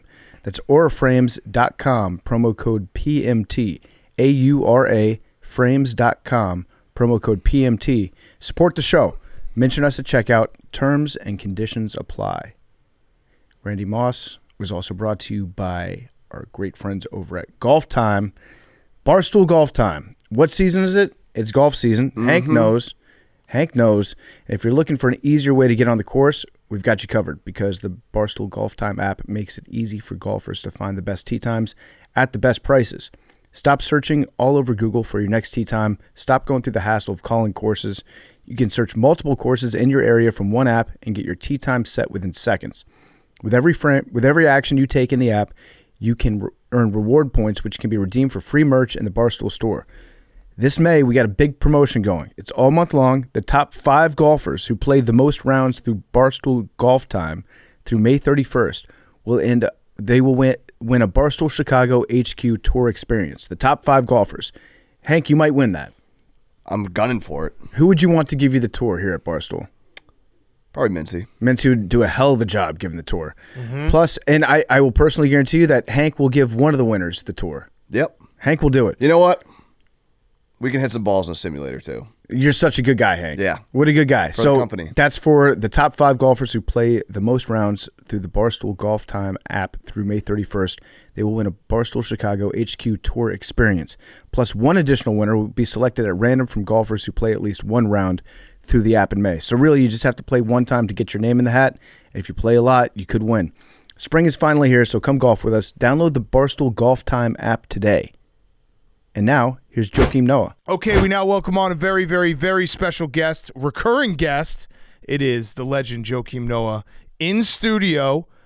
Joe, we got to start with congratulations. Florida's back. Florida is fucking back, guys. It feels great. Where'd you watch the game?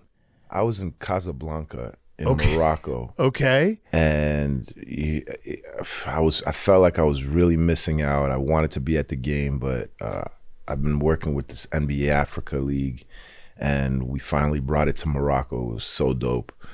So on the championship night, I went to the mosque. I fucking prayed. I prayed my ass off. I'm not Muslim, but it helped. I don't know what happened, but there was something about praying in that mosque for the Gator Boys and that run that they went on, man. That was a hell of a run they went on. Yeah. It's got to feel like, because you know, obviously when you were there, you guys won back-to-back national titles, and then it kind of fell off for a little bit. So it's got to feel weirdly like, hey, we're back, and all the stuff we built, like now you can look back and be like, yeah, there's legacy here.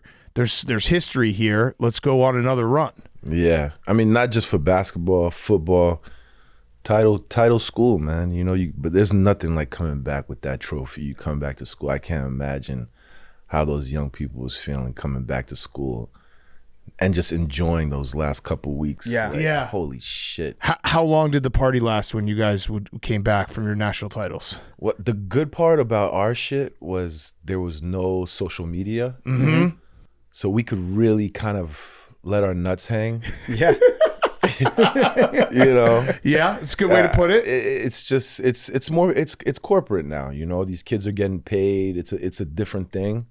But I mean, from looking at the videos, and it looked wild as shit. Yeah. Yeah. So when you were there, everybody was winning when you were at Florida. Mm-hmm. Did the basketball team respect the football team's titles? Did the football team respect the basketball team, or was there like a rivalry between you guys? Nah, and you know that's a great question, because a lot of these campuses have like these kind of internal tensions between the sports. Yeah. We didn't have that. We had a guy by the name of Chris Richard who ended up playing. He was playing with us on the Bulls for a couple years, and he was our backup center. But somebody who was really cool with the football guys, and we ended up just, you know, we were living in the same dorms, Right. so we were all really tight and supporting each other. We had a good vibe between each other. So if you had to say, gun to your head, is Florida a football school or a basketball school? Ooh. It's very important. Have to pick. You have to pick one. You have to pick. Have to pick. Have to pick. It's a football school. Yeah. Yeah. It's a football school, but it's okay. It's okay. You know, the football brings in the money, but at the end of the day, a chip is a chip. Like, you come back and you go to Grog House and you go to the bar, you're not talking about, is this a football school or a basketball school? Like, this is, the chicks are coming. Yeah. Yeah. That's all that matters, right? Like, what else matters? How are you feeling physically? You turned 40. Congrats on turning 40. We also turned 40. All 85s. Wow. I think we all look great. Wow. Yeah. Yeah, we all look like we could bad. still Same play. age as Not LeBron. bad. Do you feel good though? I mean, like, or are there days where you wake up and you're like, oh yeah, I did play in the NBA for a really long time? Like, I'm not, you know, monkey dunking all over the place. That's for sure. But, you know, body feels pretty good. You know, 8 surgeries later. What list them all? You know, 3 knees, an Achilles, 2 shoulders, both my thumbs. I mean, damn, plantar fasciitis, the whole. I mean, the whole thing. Yeah. You know. Do you when you're watching the league today? Are you like, when Ja does his grenade launcher or his Uzi? You're like, well, I started that. You know, You would have gotten fined. I'm so happy you said that, because if it would have came from me and saying that I was the first one shooting guns, nobody believes me. Yeah, you were shooting gun. What, when you shot a jumper? I was like, I didn't just play defense. Like, I had a little 15-footer. Yeah, but you know, my guns, I had. They're little guns. pistols. They were little pea pistols. shooters. It was sweet. It wasn't grenades and snipers and all this shit that's going on now. And you put them away on your own volition. You didn't have to be told by the NBA to put them away. Yeah, I put them away because Chicago's a wild place. But you know what? When the games got hot, I was shooting my guns. Yeah, and if you do it like the cartoon style, that's kind of what it was. And then Ja, obviously, he's had some issues with the real thing. Yeah. So him doing the handgun, it's like, okay, maybe don't do that. But then he went over the top, and now he's doing grenades, which now I'm back on he let Ja throw grenades. Yeah. He should be allowed to do that. when you win ball games, it cures everything. Yeah. That's true. So unfortunately, they have a lot of soul searching to do over there in Memphis, and their fan base is awesome. They they really have a brand of basketball. That grit and grind that Zebo and Tony Allen put together. That the fans love that because it represents them so well. So we want to see Ja and JJ and all those guys really represent that. So it'll be interesting to see what happens because they need to really step it up and have a big summer. Yeah. After the season's over, do you take a cleanse from basketball when you were playing? Would you say, okay, I'm not gonna practice, not gonna play Cancun on 3, or was it did you struggle to separate from the game? I was definitely not a Cancun on 3. I mean, I was going to Cancun after a while, but that first week after losing in the playoff was really dark. I had a bottle of whiskey by the bed Because you cared. Yeah. Yeah, maybe a little too much. I mean, I guess that's just the way it is. When you're playing in the NBA, it's so many games, you have to be level-headed, and I was not that. It was if we were winning, I was too crunk, and if we lost, it was I couldn't sleep for days. Right. So I have two questions about the playoffs. We saw the Heat Magic game. So we're going to run this Friday. We saw the Heat Magic game on Monday night. The Heat Cavs. Yeah. Cavs killed them. Heat looked like they were ready to go home, like PFT's saying, Cancun on 3. The Bulls haven't won a home playoff game since I think it was 2015 series against the Cavs, which I was at that whole series. The D-Rose buzzer beater, then LeBron went back. Then game 6, it did feel, not that the Bulls quit, but it was this kind of feels like the end. Could you feel that in that game where it was because that was when change started happening, Tibbs got fired, everything kind of changed. Could you feel it in that game, going into that game, we're starting to lose a little bit of the pull on the rope?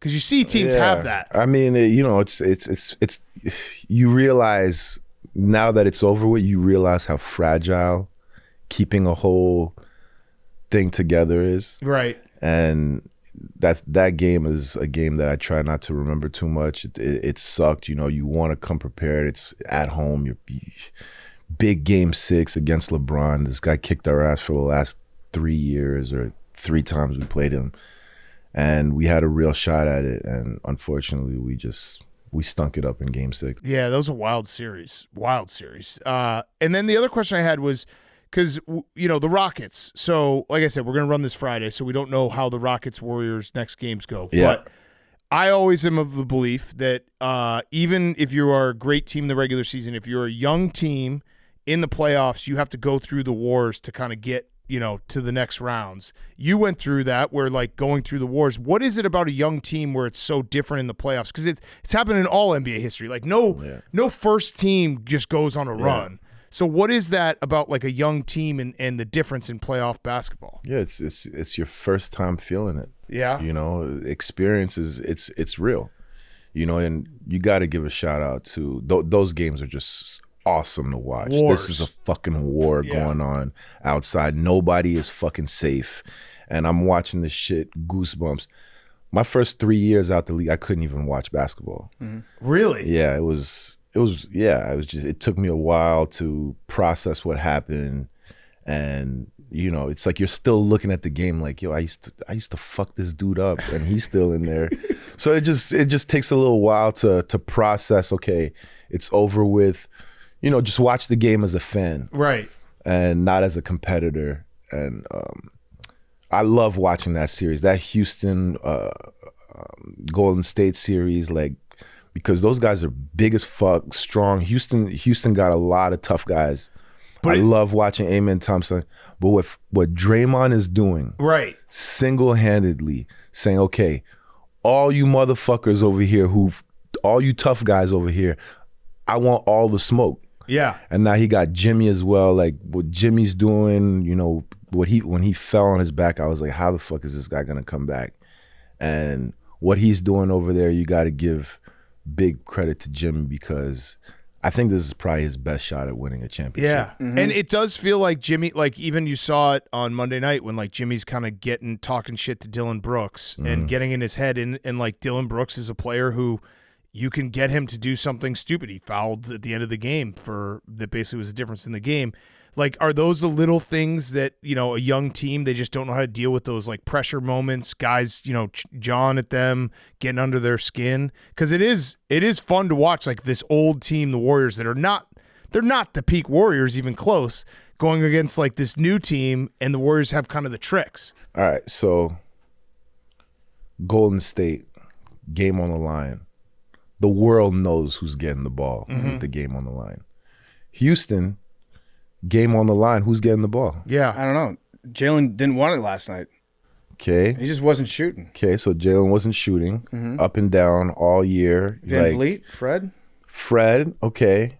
So you give it. So you're the coach. You're giving the ball to Fred. I think I give it to Fred. Okay. Or I might just give it to Dylan Brooks and just be like, this is gonna be funny. You said 3 different guys. Yeah, though. but you can't do that's that. the You answer. can only Yeah. give it to one. That's the problem. The real answer would probably be Fred. Okay. Probably. But it is kind of a, like, because we mock that, like, there's only one ball, but sometimes the NBA is that easy where it's like, if you don't have the guy at the end of the game, you're in trouble. You're in big trouble. And you got to know. And it's, look, game on the line, last possession. It's not like the regular season where 6 guys are listening in that timeout. The whole bench, everybody who's in that organization is listening to who the coach is giving the ball to. You know what I mean? Right. Look, they gave it to Şengün. Draymond got a big stop. That's what it's all about. Yeah. You know? Yeah. What you said about Draymond is interesting. I want to talk about it a little bit more because when we watch Draymond play, he's fun to watch. He's entertaining. He's just all energy. Sometimes he goes over that line, but I also think that he's a very, very smart guy. I think in terms of his basketball IQ especially, he's super smart, and I think his teammates love him. Obviously, you can win big games, you can win championships with a guy like Draymond, even though he does appear to, you know, lose control sometimes. But when you're watching him, what is it about Draymond that you think makes him so special as a basketball player, as opposed to other guys like maybe a Dylan Brooks that might cross some lines, but at the end of the day doesn't necessarily help their team win? Well, Draymond got 4 championships, so you can't, you know, he's a starting championship center or whatever position he plays. But you know, people always make fun about his stats, but this is so much more than stats. You got Steven Adams and Şengün. They're 2 300-pound guys. This guy's 6'6", 250. Fucking, like, bring it. Okay, so find me 5 of those who are ready to go into that battle, you know? So honestly, you can't. What Draymond brings to the team is so much more than just what you see on a stat line. It's so much more than just the surface. You know, he's the one who's bringing the energy and making sure that everybody's ready to go. Steph can be Steph. Nobody's fucking Steph up because Draymond is going to be right there fucking, you know, putting you in a chokehold if you even try. So sometimes he goes over the line, but you know what? As a team, that gives you confidence knowing that you have a guy who's willing to do anything, and Golden State has his back, and they've showed it over and over. Every time he stepped over the line, they got his back. It says a lot about the organization. We got our guy over there, the GM, Dunleavy, another crazy Irish guy that I got to be in some battles with. And he was just like, yo, there's no question. Like, we got to get, when everybody was questioning Jimmy's character and stuff, I mean, it just fit like a glove as soon as he got there. And I think it's just like, it's a great fit for him just to be in a situation right now where you got to respect what Steph's done. You got to respect who Draymond is. And now he can come in and just be himself, where it's not just him being the alpha. It's about me. No. This is about winning a championship. This is about his teammates. And you can tell just the way he talks about his guy. Like, he's been there for 3 months, and you feel like he's been there for 5 years. Yeah, it's got to be great for him too, because at the end of his time in Miami, he's, you know, undoubtedly one of the best players. He's earned the respect of any team that might have him as a player. And it seemed like Miami was still treating him the same way that they would a rookie or a young player. And then he goes to Golden State, and I think Steve Kerr's rules were just be you. Show up on time for practice, show up on time for games. And besides that, like I'm going to let you do whatever it is you need to do to get ready for that. Are there some organizations that you've found to be like, is it a better idea generally to treat your veterans with a different set of rules where if you can trust them, or have there been times maybe I'm wrong, maybe it's like teams that do it my way or the highway, maybe that in your experience has been better? I think it depends on the coach. It depends on the coach, but vets have played in big games and you can trust them more. You're seeing it in the Houston Golden State series. If Steph needs a day off from practice, you give him a day off from practice, and that's just and everybody shut the fuck up. You don't take away his cookies on the plane. But did you see that story about LeBron and his cookies? No, tell me about it. Well, apparently when they were flying, when he was on the Heat, they came up, he would bring a bag of cookies onto the plane every time. He liked to eat chocolate chip cookies. And they came and they took his bag of cookies away because Pat Riley, the Heat, they were watching his weight, and they're like, you can't have these cookies. And LeBron, that's a great Barstool story right now. This is a great Barstool story. It's a true story. And LeBron was like, what the fuck? They're taking my cookies. At that moment, Dwayne Wade said that he knew that their time was coming to an end in Miami. That's the reason. Huh? It was the cookies. Took the cookies on the plane. Fuck that. Oh my God, that's a great story. I got a question. So obviously your dad, a French legend. What the hell's going on in France with basketball? How the hell are they just creating all these mutants? It's happening in the WNBA too. That's right. What's going on? Great development system out there. Do you think it's better than the U.S.? Like, do you think that the U.S. is actually, because I know there's a real discussion, like AAU culture, all that. Do you think that some of these European countries are starting to get a leg up because of their developmental leagues? Big Cat, you're asking all the right questions. All the right questions. All the right questions. And you know what? I think it's time to start asking those questions. Yeah. Because you can tell people around the world, they're leveling up right now. And I grew up playing in France till I was 12, and then I moved to New York City. So I played in 2 grassroots systems. The French grassroots system is interesting because the pro teams have 10-year-old teams, 12-year-old teams, 14-year-old teams, 16-year-old teams. And then on Saturday, you can go see the pros play. So every single time you play a game, the next level is playing right after you. Right. So you get to see what it takes to play at the next level. And if you're good enough, the 10-year-old might play on the 12. You play up. Right. You play up. And another thing that they do really well is they coach it as a team sport. It's not the superstar thing. Right. And if you have a shot to be an NBA prospect, well, you have like the top French general managers coming to your house and coming to talk to the parents about what the expectations are. So they're ready now. And when we first got to the league, there was 2 or 3 French players playing, and that's it. And what Tony Parker did was huge because it allowed the kids to be inspired and dream. And now we got Wembanyama. Yeah. You know. So what's the fix in the U.S.? Like I saw there was a clip that went viral the other day that was like, might have been like Lithuania or something, and it was 12-year-olds playing, and they were moving the ball like it was like the 2016 Warriors. Yeah. Like they were all, no one stopped moving. They were all cutting. They were just like passing the ball at the top and cutting, and then they get a layup. What is it in America that has to change to get back to that style of basketball? Well, we're definitely in a transition period where something different's going on, where these kids are getting paid a lot of money. So players have a lot of power right now. You have a 16-year-old kid who's making $3-4 million. What the fuck is a coach gonna say? Right. And I'm not hating on kids getting paid, because you know what? This is what it is. At the end of the day, you can't be playing on national TV with billions of dollars on the line, with television revenues going crazy. Yep. And the kids don't get shit. Yeah. So okay, I think that the marketing is a good step, but this is a business. It's a big business. And we were getting bamboozled the whole time. So now at least kids are getting paid, and they deserve it. That being said, for the development of the game, there needs to be a change. Right.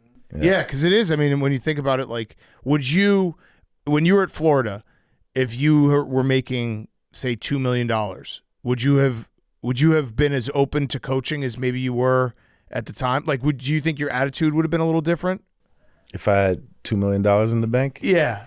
At Florida. Everybody's attitude changes when they got $2 million. Right, it's human nature. It's human It's not like a accusatory thing to the kids, because it's just like if you have money, it just changes your perspective. Look, to be a champion, to be called champ, you have to sacrifice. It's not all about you, you know?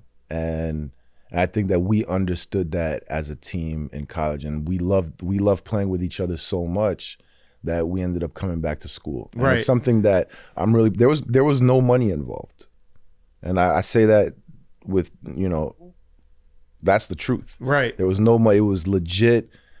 1 through 5, I think I averaged 13 points. Al averaged like 13.2. Lee Humphrey averaged 12.7. We were all averaging the same amount of points. You take one thing away, all right, he's the hot man, he's getting the rock. And it was just second nature for us to be able to play ball the right way. And you realize after playing in the NBA for 14 years, that's rare. Right. Where you have that kind of chemistry. You know, we're always talking about stats and this, but like nobody ever talks about chemistry on the court.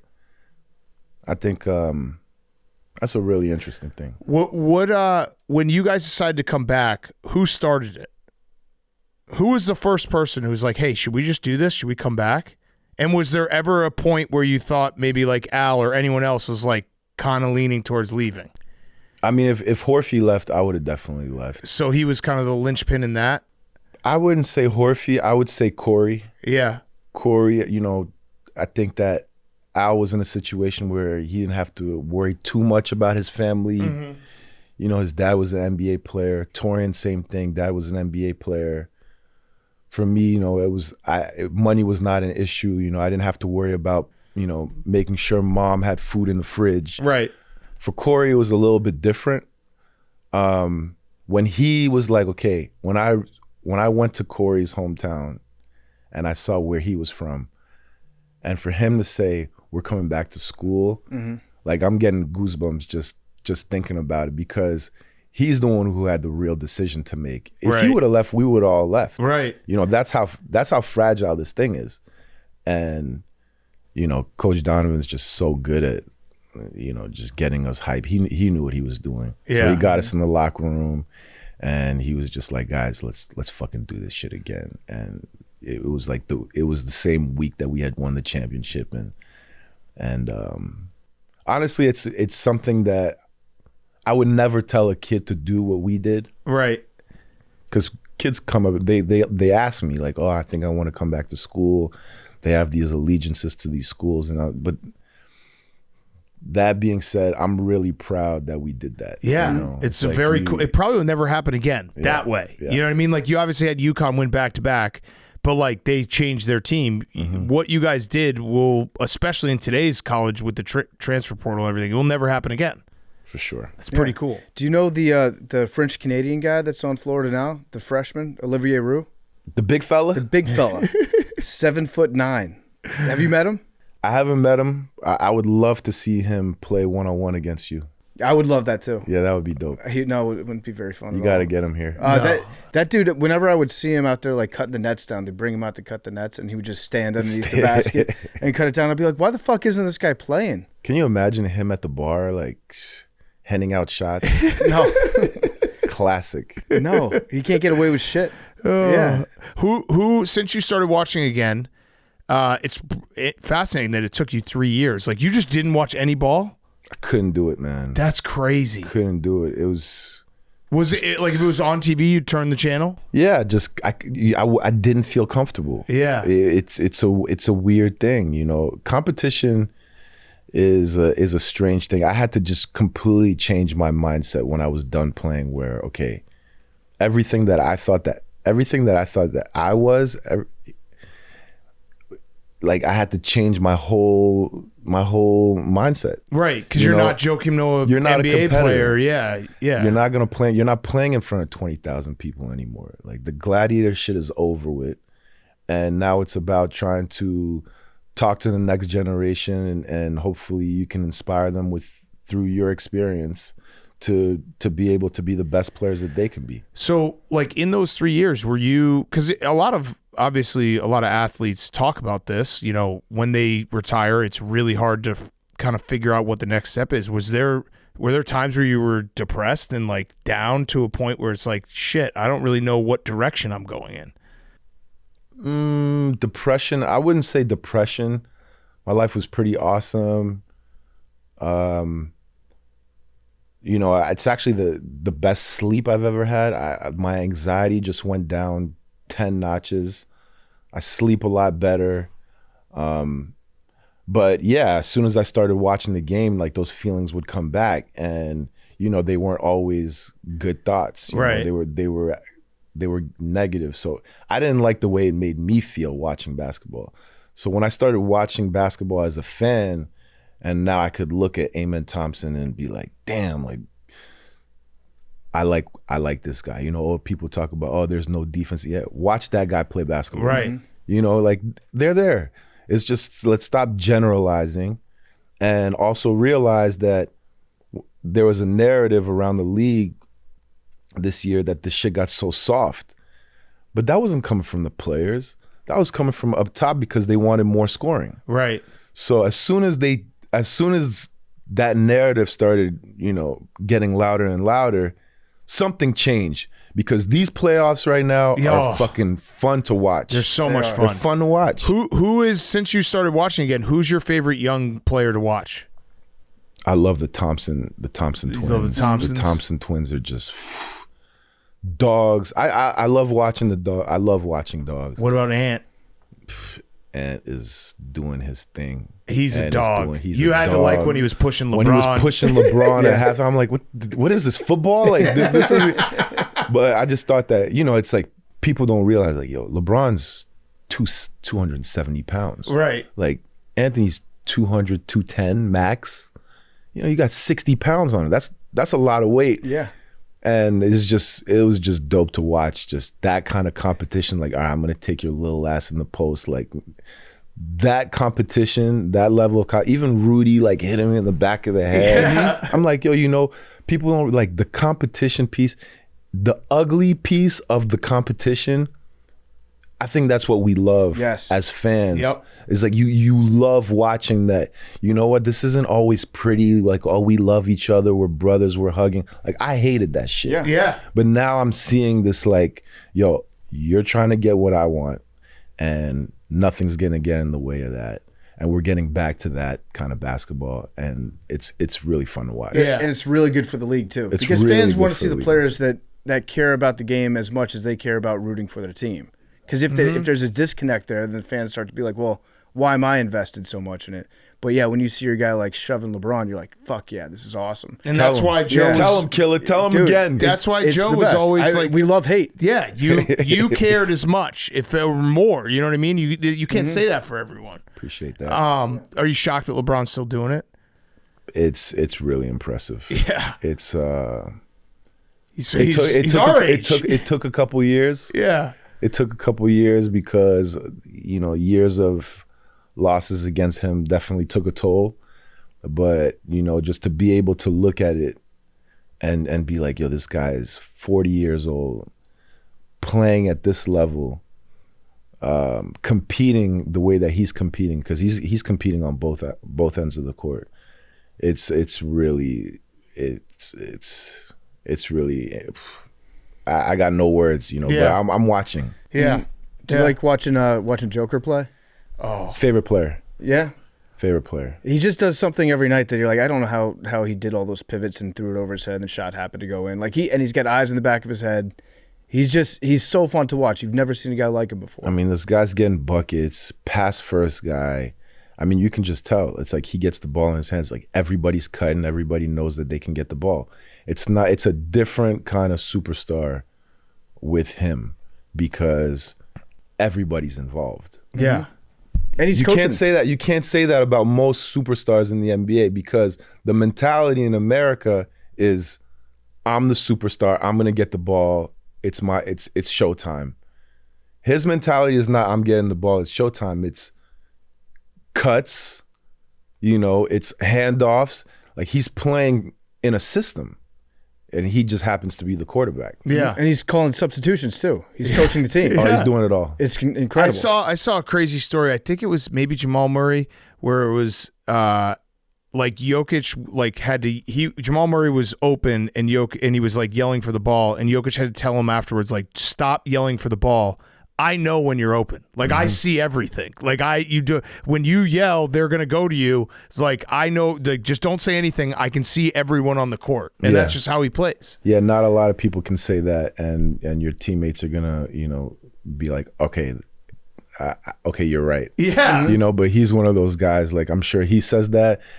Nobody says a word because they know he's right. They know he's always right. Yeah. What about in the East? Who do you like in the East? Because we've got some Celtics fans around here. Yeah. So we've been focused mostly on the Celtics, but some of the Celtics fans don't really respect the Cavaliers that much. What else do you see besides Boston out of the East? Well, Boston is definitely the heavy favorite until somebody beats Boston. They're the team to beat. He just repeated what Hank said. But do not disrespect the Cleveland Cavaliers because they're ready to rock and roll. And if you think this is going to be an easy sweep, no, don't get it twisted. You're in for a real battle. I'm excited. That's going to be that's happening. Yeah. That's I mean, look, if I had to put money on it, Cavs Boston. What have you been back to Cleveland since you retired? I have not. Do you think you'll ever be in Cleveland, Ohio again in your life?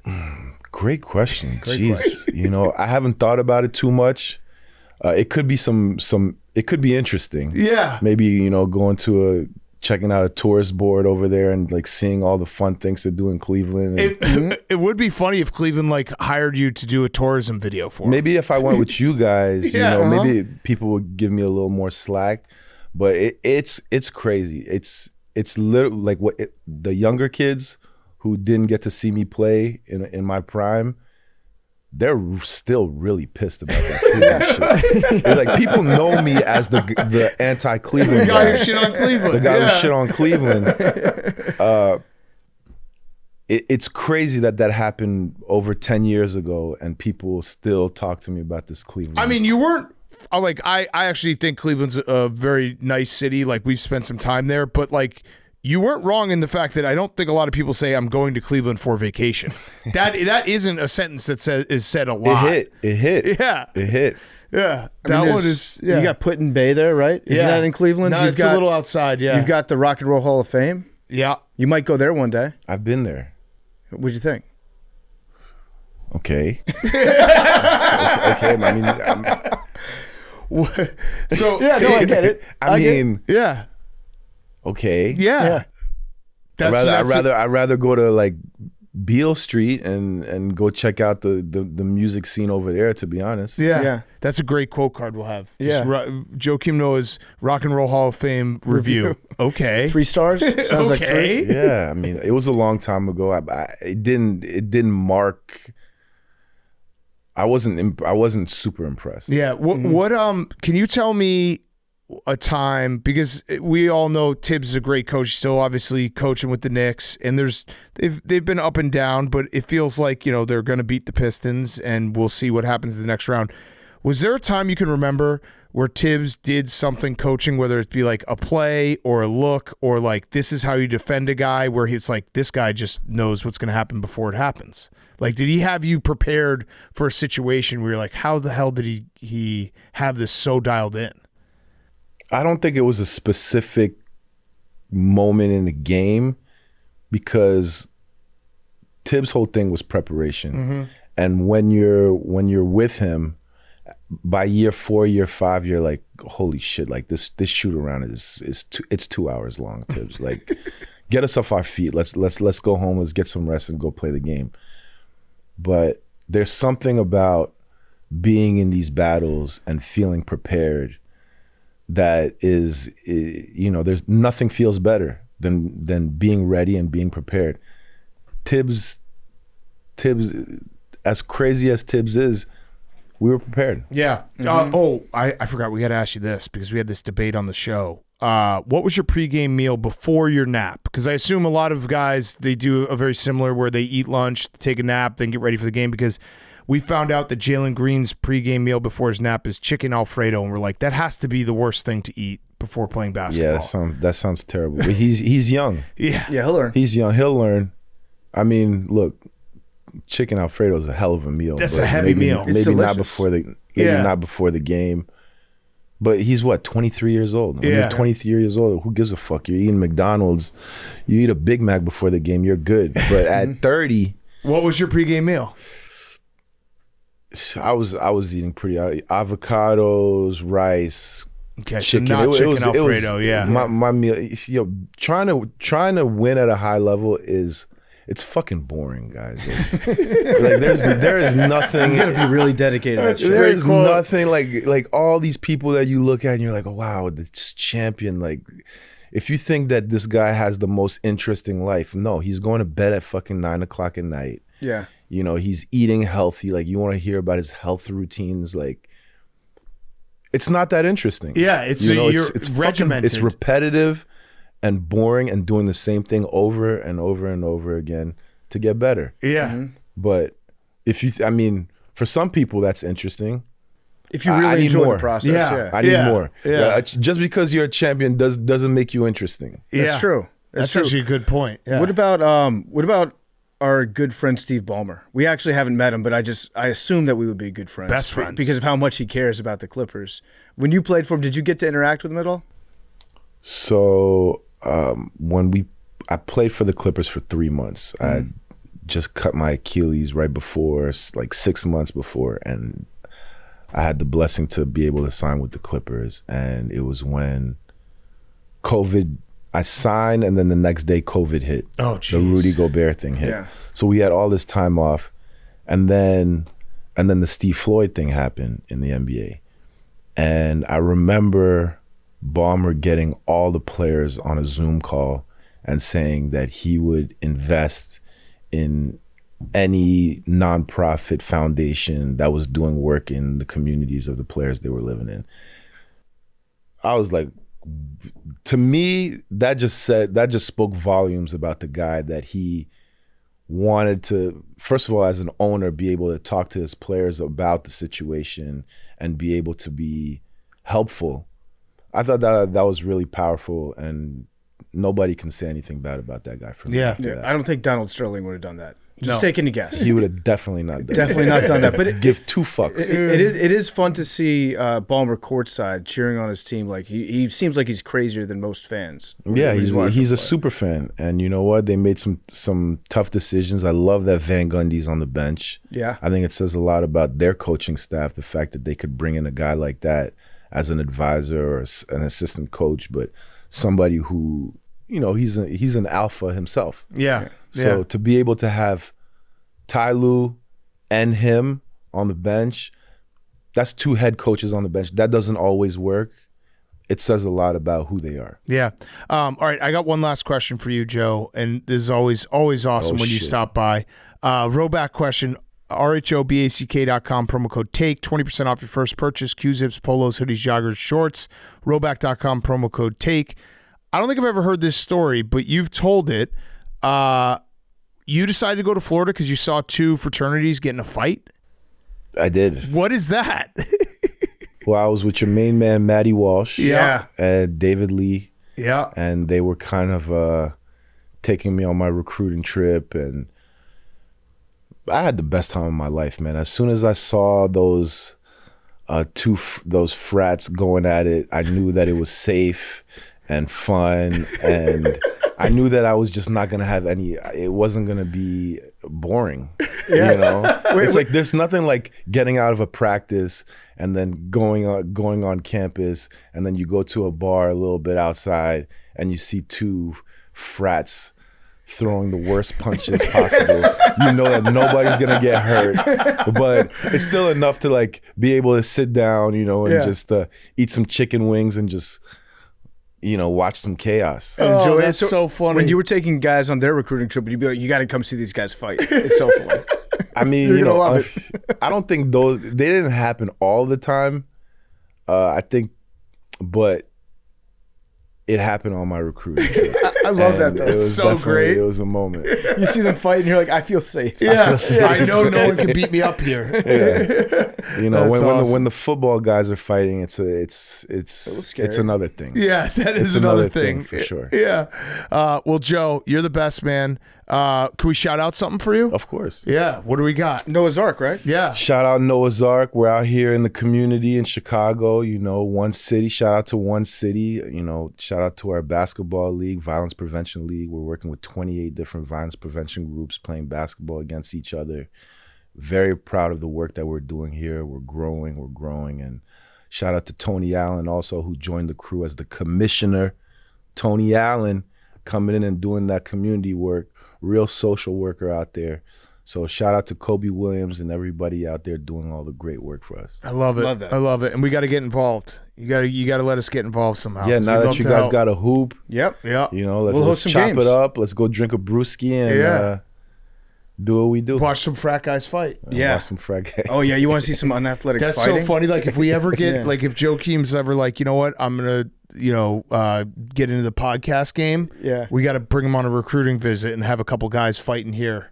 And Yeah. and watch them throw like terrible punches at each other. Be like, look, you're perfect. I'd never thought about it that way, but like if I'm driving down the street, if I'm looking for a place to buy a house, I'm going down the street, I see two like overweight dads like fighting in the front lawn.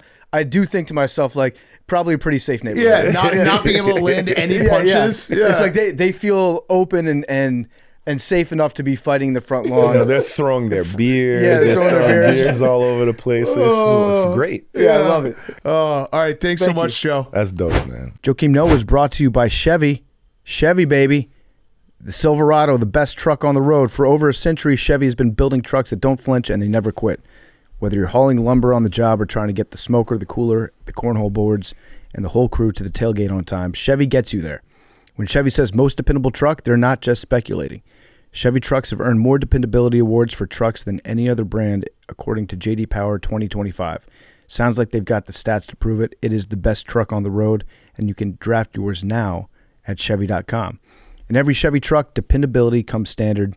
For more on Chevy trucks, visit Chevy.com and visit jdpower.com/awards for more award details.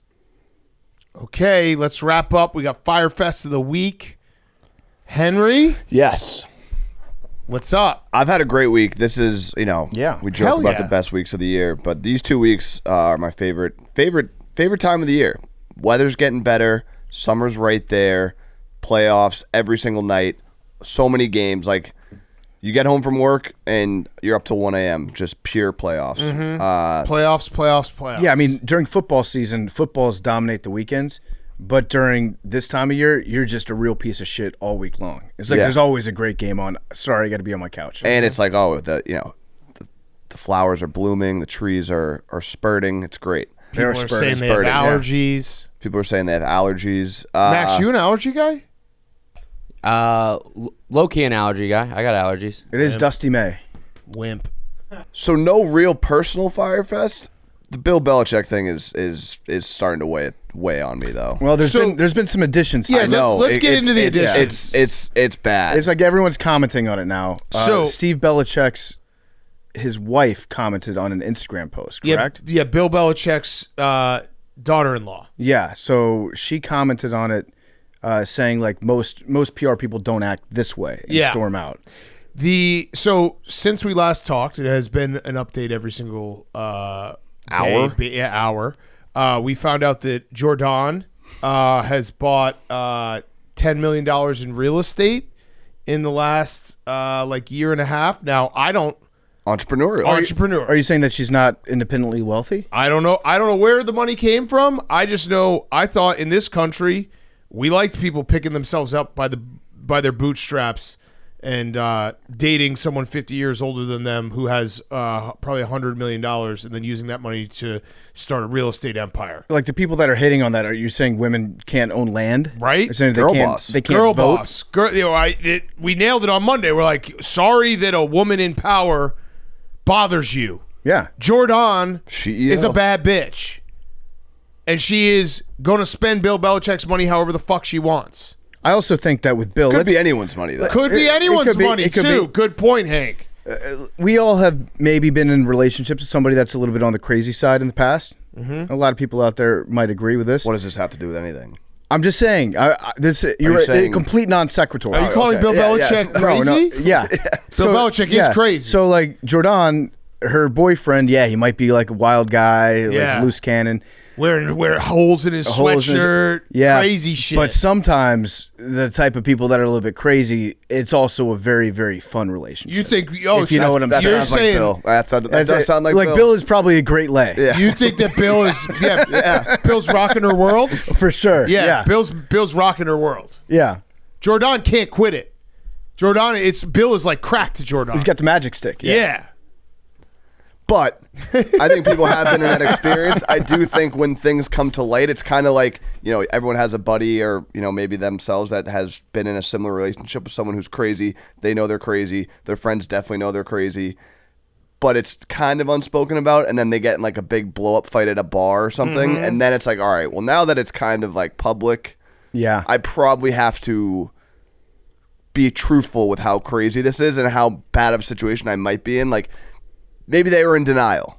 Maybe think Jordan was in denial, and now she's like, oh, okay. It is funny, too, because in the crazy relationship game that everyone is somewhat familiar with, whether firsthand, friends, whatever, you always got to be careful about what you say. I saw Charles Barkley said that he was going to possibly intervene, which is hilarious. You got to be careful what you say, because if I know these two young lovebirds, Bill Belichick and Jordan, like I think I do, they're going to break up and then get back together. For sure. So there's going to be a period where people are going to probably throw some shots at Jordan. You got to be careful because, again, Jordan, she's addicted to that bell. Do you think that there's any chance that Bill is up to date on everything that everyone's saying about him online?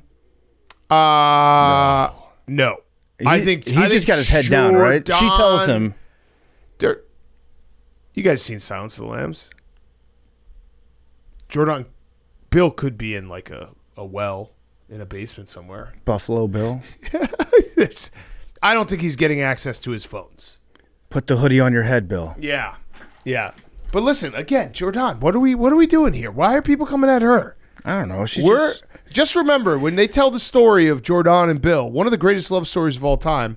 We had Jordan's back, and it was because we wanted to get Bill Belichick on the show. Consenting adults. And no other reason, because everything else points to crazy. I am very much. She also the report came out after last show that she was the reason Hard Knocks at UNC got axed. Yeah, because she wanted to be involved, That right? sucks. That would have been great. Yeah, well, I'm sure they probably had like one meeting with her. Maybe. No, well, maybe they were like one meeting, and they're like, her creative vision is so good that we're going to get exposed. We're afraid that she's going to take our job. Hard Knocks is when this one's so good because it's kind of the Jordan vision. Or, I mean, when has Hard Knocks ever... Like, you never want to work with someone that's like so much better than you because Right. it's like it highlights how bad you are. We love Hard Knocks. We love watching Hard Knocks, but there's always some salacious story that comes out or something that you can use later as fodder to make fun of the subject of Hard Knocks, whatever team it is, whatever coach it is. You can laugh at them about it later. Jordan was probably just doing her job as a PR person to get ahead of that, being like, Bill, you don't want to have all your secrets exposed. Right. You're such a good coach. Why are you giving away the cow when they can buy the milk for free? I got two questions. You're absolutely right. I got two questions. Do you think there's a chance CBS releases the full interview? Because I want it so bad. Release the transcript, CBS. Because the Jordan and Bill, the Belichicks, have basically tried to call their bluff, being like, it wasn't what everyone thinks it is. Mm-hmm. They were trying to take the interview into weird spots. We were just doing our job. Basically, CBS is the liars here. I really need this full transcript. I want to know what was in the rest of the 30-minute video that she put the screenshot of. Yeah. Because she definitely insinuated there's more. Yeah. Like she's got receipts. My understanding was that, because they said she stormed out for 30 minutes, the video she posted was 36 minutes. I think she was like filming the conversation maybe with the rep, like the fight about why Look what you she made me stormed do. out. Oh, so she's got the transcripts to release as well. I don't know. That's just a guess. I Release need all more the of it. transcripts. I need more of it. And I then- don't want that. I don't think we want that. All right, so if you had What to if it somehow? I mean, it probably won't. But like, what if it makes Jordon look worse It couldn't. somehow? There's nothing that could make her look bad in this situation whatsoever. She's just a regular 24-year-old woman dating a 70-plus-year-old man for love and a couple houses. But that's probably just their shared passion. Yeah, their shared passion is Belichick loves buying real houses estate. they'll never live in. If you had to give Jordon one piece of advice, what would you give her? Block out the haters. Don't. Keep doing you. You know what they? I was they gonna hate- I personally think the best resolution for this whole situation is for Jordon to just keep doing her. Yeah. As much as possible. Yeah. I was going to say if I had to give one piece of advice to Jordon, have a baby. No. Yeah, let's go. Let's make this official. Not with Belichick. Yeah, with Belichick, with Bill. Let's get a baby in this thing. No. at least fake a pregnancy. Yeah. That's really already that's happened. step one. It's like, hey, everybody in my life is telling you I need to break up with you, so I'm going to break up with you. Well, you can't because guess what? I'm pregnant. Yeah. Fuck. Okay. And then nothing happens. Jordon Belichick Jr. A baby in the mix of this. Yeah. Would be one of the greatest story. I mean, it already is a great love story, but consummate this love with a baby. The important thing for them to remember is that everybody else in the world is crazy, not you guys. Right. It also really it's good perspective, I think, for the rest of the world, that because it kind of happened with Brady too, is like, yeah, these two are the greatest of all time, unquestionably, undeniably, but in their personal lives they're just normal people. Normal shit happens. Wait, were you saying that Belichick and Jordon are like Belichick and Brady? No, like Belichick and Brady, like in the football world, untouchable gods. But then it's like, yeah, but they're all just this personal stuff that happens outside of football is just like that happens with everyone. I mean, Right. Bill respects greatness, and it's not fun to follow. I'm Right. a fan. we can agree that Bill Belichick respects greatness, right? And that includes Jordon. Yes, and Jordon is the Tom Brady of crazy girlfriends. Right. Exactly. She is the GOAT. She's putting up crazy numbers. She's Yeah. the Wilt Chamberlain. Yep. Watch this. Baby. Baby. Good Fyre Fest, Hank. Yeah, good Fyre Fest. Okay. You can just start. muting- It is disaster. Like every report, it's like just It's stop. just more stop, every single stop, one. The fact that the family's getting involved Stop. now is The it's- real estate was tough, and then it's just it doesn't end, Yeah. and it's not gonna. It's ever. do you- This is for The life. good I don't news think. is- I think there's a chance. I said over under of games that he coaches is like 1.5. yeah, the It feels like he's just not going to coach. I I think don't know Jor- how. I don't know what is going to lead to that, but yeah. part of me is just like he's not going to end up coaching a game. Jordan, her next step is one, maybe a fake pregnancy. Yep. And test the waters a little Real bit. one. Two, maybe write yourself into the will. The good news is, Jordon, at least CBS didn't pry about the meeting on the plane, because I think we can all agree that her stopping that was the most important thing, and everything that has led after that is just a weird coincidence. Yep. Yep. They met on the plane. Period. Period. A plane to Palm Beach. Will Epstein? No, not Epstein. Man, Jordon. Shout out Jordon, bad bitch. We're a bad bitch podcast. I like her. CEO. Yeah.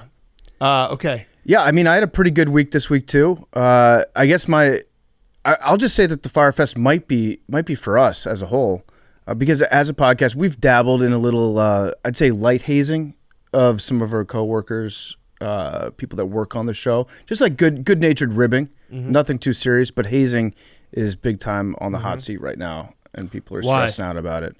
I don't know what you're talking about. I don't know what you're talking about. We're very fair to everybody that's been here. There is a lacrosse team in Syracuse, New York, that is in big trouble, being threatened with felonies. They shut down the entire season, a high school lacrosse team. Okay. Here's what they did. So they had a little initiation ritual for one of their younger players, and in the initiation, what they did was they staged a kidnapping. So they had one of the guys get in the car, Normal. and they're like, "We're all going to go to McDonald's, have a team meal." They drive to McDonald's, and then on the way there, the driver pretended that he got lost, went off into a wooded area, and then a bunch of guys came out of the woods, his teammates, but they were wearing like masks and black clothes. One of them might have had a gun. One of them had a knife. Okay, well, yeah, if you're going to stage a kidnapping, you got to have those things. Then they put a pillowcase over the young man's head, and they put him into the trunk of a car. He eventually got out, and then a bunch of his teammates were also pretending to be kidnapped. They escaped. They got home. Now they're trying to charge the team with felonies, and they canceled the entire season for the team just because of a little prank. Now, I will say that if you had a gun, that might have been like one step too far. No, I disagree. If a fake kidnapping, you need a gun. Otherwise, it's just like, what are we doing here, boys? Yeah, you so- just walk away. Yeah, the only thing I can think of with a gun, what if the kid had a gun and he sees the gun, whether real or Then you fake, just quickly say, hey, it's just fake. then the player takes his gun out, shoots the other guy, and is like, that was hazing too. I just hazed you right back. Yeah. But it seems like this is going to be a national story, and then no one's going to be allowed to make rookies get haircuts in training camp anymore. It's bullshit. Or carry pads. It's bullshit. Yeah. It's bullshit. Why'd this kid say all that? This seems to me like maybe he came home and he was scared, and then the parents were like, "What happened?" And he told the parents, and the parents Shouldn't were you like, have come home and like, yes, I made it. Yeah, it's just a prank, dude. I'm initiated. "Yeah, I'm one of the boys now." But this Yeah. is also, like, look, I'm not defending hazing here, but, like, You would never. but they didn't the team find out that he's not ride or die? Like, Yes. did the hazing kind of work? Yeah. yeah, Like, that's you true. don't want a guy like that on your team who's not down for a little fake kidnapping with a real gun and real knife. And here's where the problem comes in: is They just said the gun wasn't loaded. a bunch Yeah. of them filmed it, so they have video. Well, they have evidence to of it. film it. You have You to have film to it, I film guess. it. It's like Yes. the prank call to Shador. That's where. No. You got to film it. No, 'cause but then you gotta keep that in-house. You got to play it back whenever he gets a little uppity, being like, "Look, you fucking pissed your pants and cried when we pulled this gun on you." Yeah. It just seems like this is it's a bad. You shouldn't kidnap anybody with a gun. It was fake kidnapping. It was a fake kidnapping. Also, the kid should have known that it was a fake kidnapping. Right. You're in Syracuse, New York. You're with your high school boys. There are a lot of alarm bells that should go. On my, I don't want to say what team it was, but I was on a team at one point, and they kidnapped one of the freshmen, and then they tied him up and they left him on the train tracks in the middle of campus. Just a funny. classic prank. That's funny. And then he wiggled his way out, and he wiggled his way back to the apartment and drank beers with the boys, and Yeah. everything was fine. Yeah. And now he's got a bond for life where he thought he was going to die, and that creates bonding. It does. Yeah. What do you say, Max? This whole Jordon situation has, I don't know what you're saying. What you're saying is real or not real. What do you mean? I have no idea. I don't. The Jordan situation threw off Max's sarcasm What are you detector. talking Correct. I can't tell whether Big Cat is being sarcastic or having About the real hazing? about anything you're saying. I don't. Sounds I'm like we got a struggling. fake kidnapping. Wait, what do you mean sarcastic? Yeah, dude. Yeah, you don't- my bad. You got to fake kidnap your boys if you want to make sure that they're ride or die. Big Cat And if you do a fake kidnapping, you have to include a real gun. he might have been And joking film it. about loading the Film gun. it. Yeah. Listen. Like it's like just all right. Here, ready? You got a new guy on the team. You got to find out if he's down. If he's team material. Okay, so what's the only way you can find out if this guy is going to be a good teammate? Hold a gun to his head, and Fake if he's a pussy, Yeah. then he's off the team. Yeah, fake kidnapping. What's the only way to do a fake kidnapping? Real gun. What's the only way to make sure that you have evidence of this? Video. See how easy that is? Got it. Got it. It's a simple question Evidence. of, do I like this kid? And the only way to find out is you go down the line, and it's fake kidnapping with a real gun on video. And See, this is where I keep getting. Hank keeps saying no to the camera, which Yes. makes me think that you think Do everything you else. still think I'm being serious? I think Hank is. Because I am. Max, you played on winning teams before, right? Yeah. did you Yeah. ever get hazed? Max, are you getting PTSD right now? No. Okay. What did they make you do, Max? Elephant walk? That Beebs has done an elephant walk. ride or die. I would never. There you go. You would never do an elephant walk? There I would you never. go. I would never talk about the hazing. Right. That's why you don't film Yep. it either, because then it's like, what happened? No one knows. But it's even better if you do film it and then you never show it to anybody. Yeah. Well, yeah, that right. is the ultimate Right. test. sounds like these kids Right. are fucked. Like it would be funny if this kid went to the police and the police just sat him down and they're like, so let me get this straight. You're tattling? and then Right, put like- the cuffs on him. Yeah. You don't film it. It's a he said, she said. It's like, did you have a gun? No. You go in, you report to the police. There's like one rookie cop and then a bunch of veteran cops. And yeah, we did a fake kidnapping, and my son he's got PTSD from it. And immediately the rookie cop just starts laughing like, you got to keep your mouth shut about that. Yeah, you're like, yeah. And then he's like, yeah, back in fucking class of 96. Like, Yeah. They did me way worse. Yeah, And well, you just kind of chuckle and dap up and say, good luck this season, kid. If you're going to do a fake kidnapping with a real gun that's loaded, at least keep the safety on. Yeah, agreed. And finger not on the trigger, but maybe a little But bit. if the safety's on, it doesn't matter. Right. Yeah, it would be funny if the cop was just like, so you're not making the team. And then there's like, see you later. One thing I will say is that they probably, I'm a little upset that they canceled the entire season for the entire team. Because regardless of your stance on doing a fake kidnapping / attempted murder, it's not every kid on the team that did it. Most. Why are you you're throwing the baby out with the bathwater. Agreed.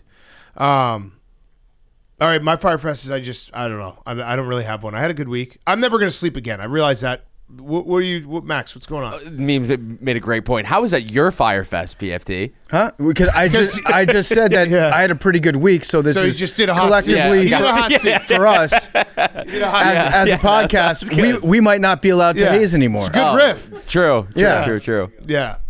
We should. Max is just the voice of the listener this episode. Yeah. Wait a second. I'm Wait a second. Is Big Cat serious? Wait a Yeah. seced Wait a second. Is PFT that sounded like it was a Wednesday thing. I'm just trying to help out.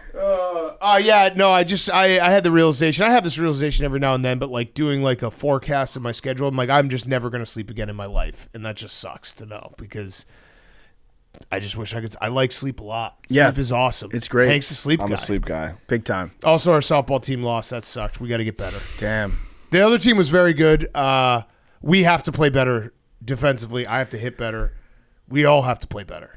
Big Cat, We were bad. I was very bad defensively. Yeah. Nobody hit. No drinking before games anymore. No. Big Cat, I have a question. Big Cat's coming in here and trying to. I think we need to drink anti-fun team over here. Well, I- drink after the game. I got a question. You, A couple softball. You have a couple beers. It's fine. Was it beers?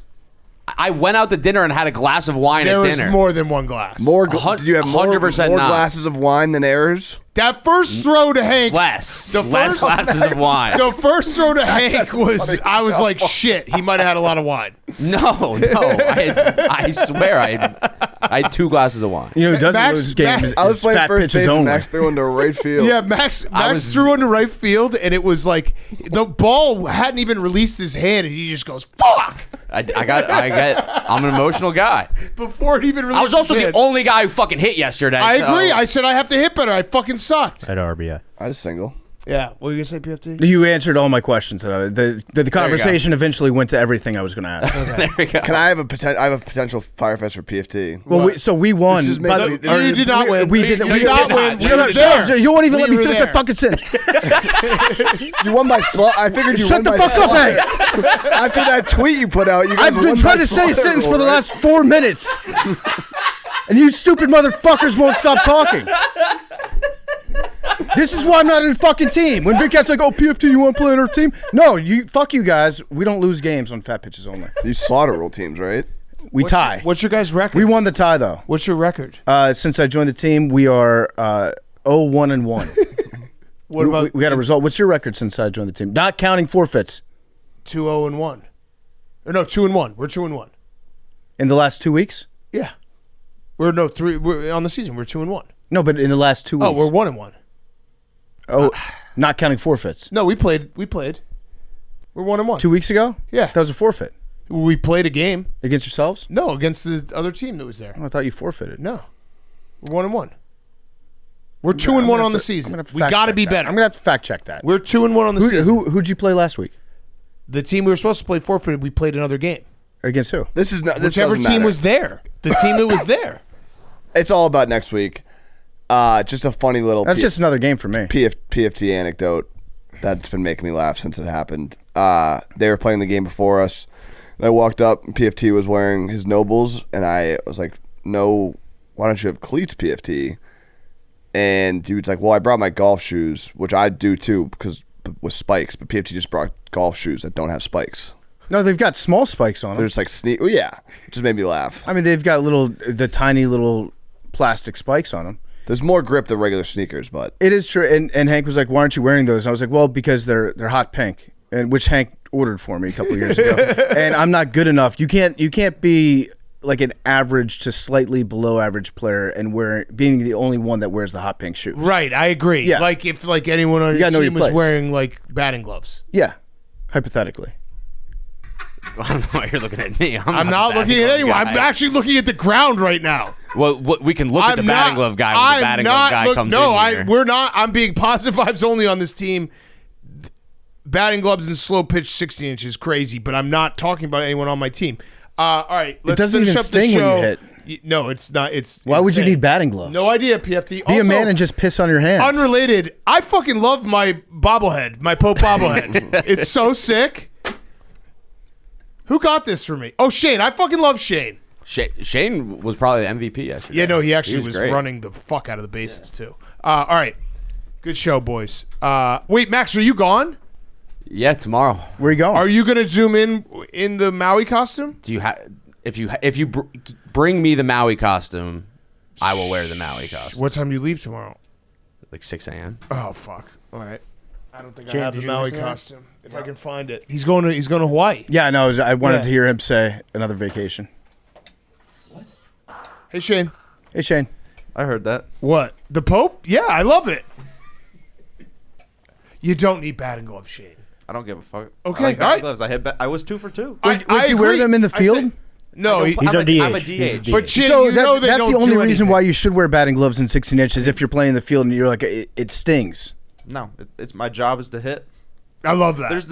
There's adults doing sprints in the outfield before the game, like trying hard. If Like, you're cool with the batting gloves, I'm cool with the batting gloves. yeah, I mean, it's cool to try hard. Yeah. Swaggy. Yeah, everyone thinks like if there's a tryhard, that's the coolest guy on the I team. was 2 for 2. Yeah, you were, and I said that. You were fucking running the hell out of bases too. We're gonna kill You you were guys speed next week. demon out there. You scored. Did you score 2 runs? Hill? Kill. Spread is spread's 3.5 runs. All right, numbers 3. Oh, fuck. 40. 21. 66. 44. 59. 27. 27. All right, Max, have a good vacation. Love you guys. Bye, Max.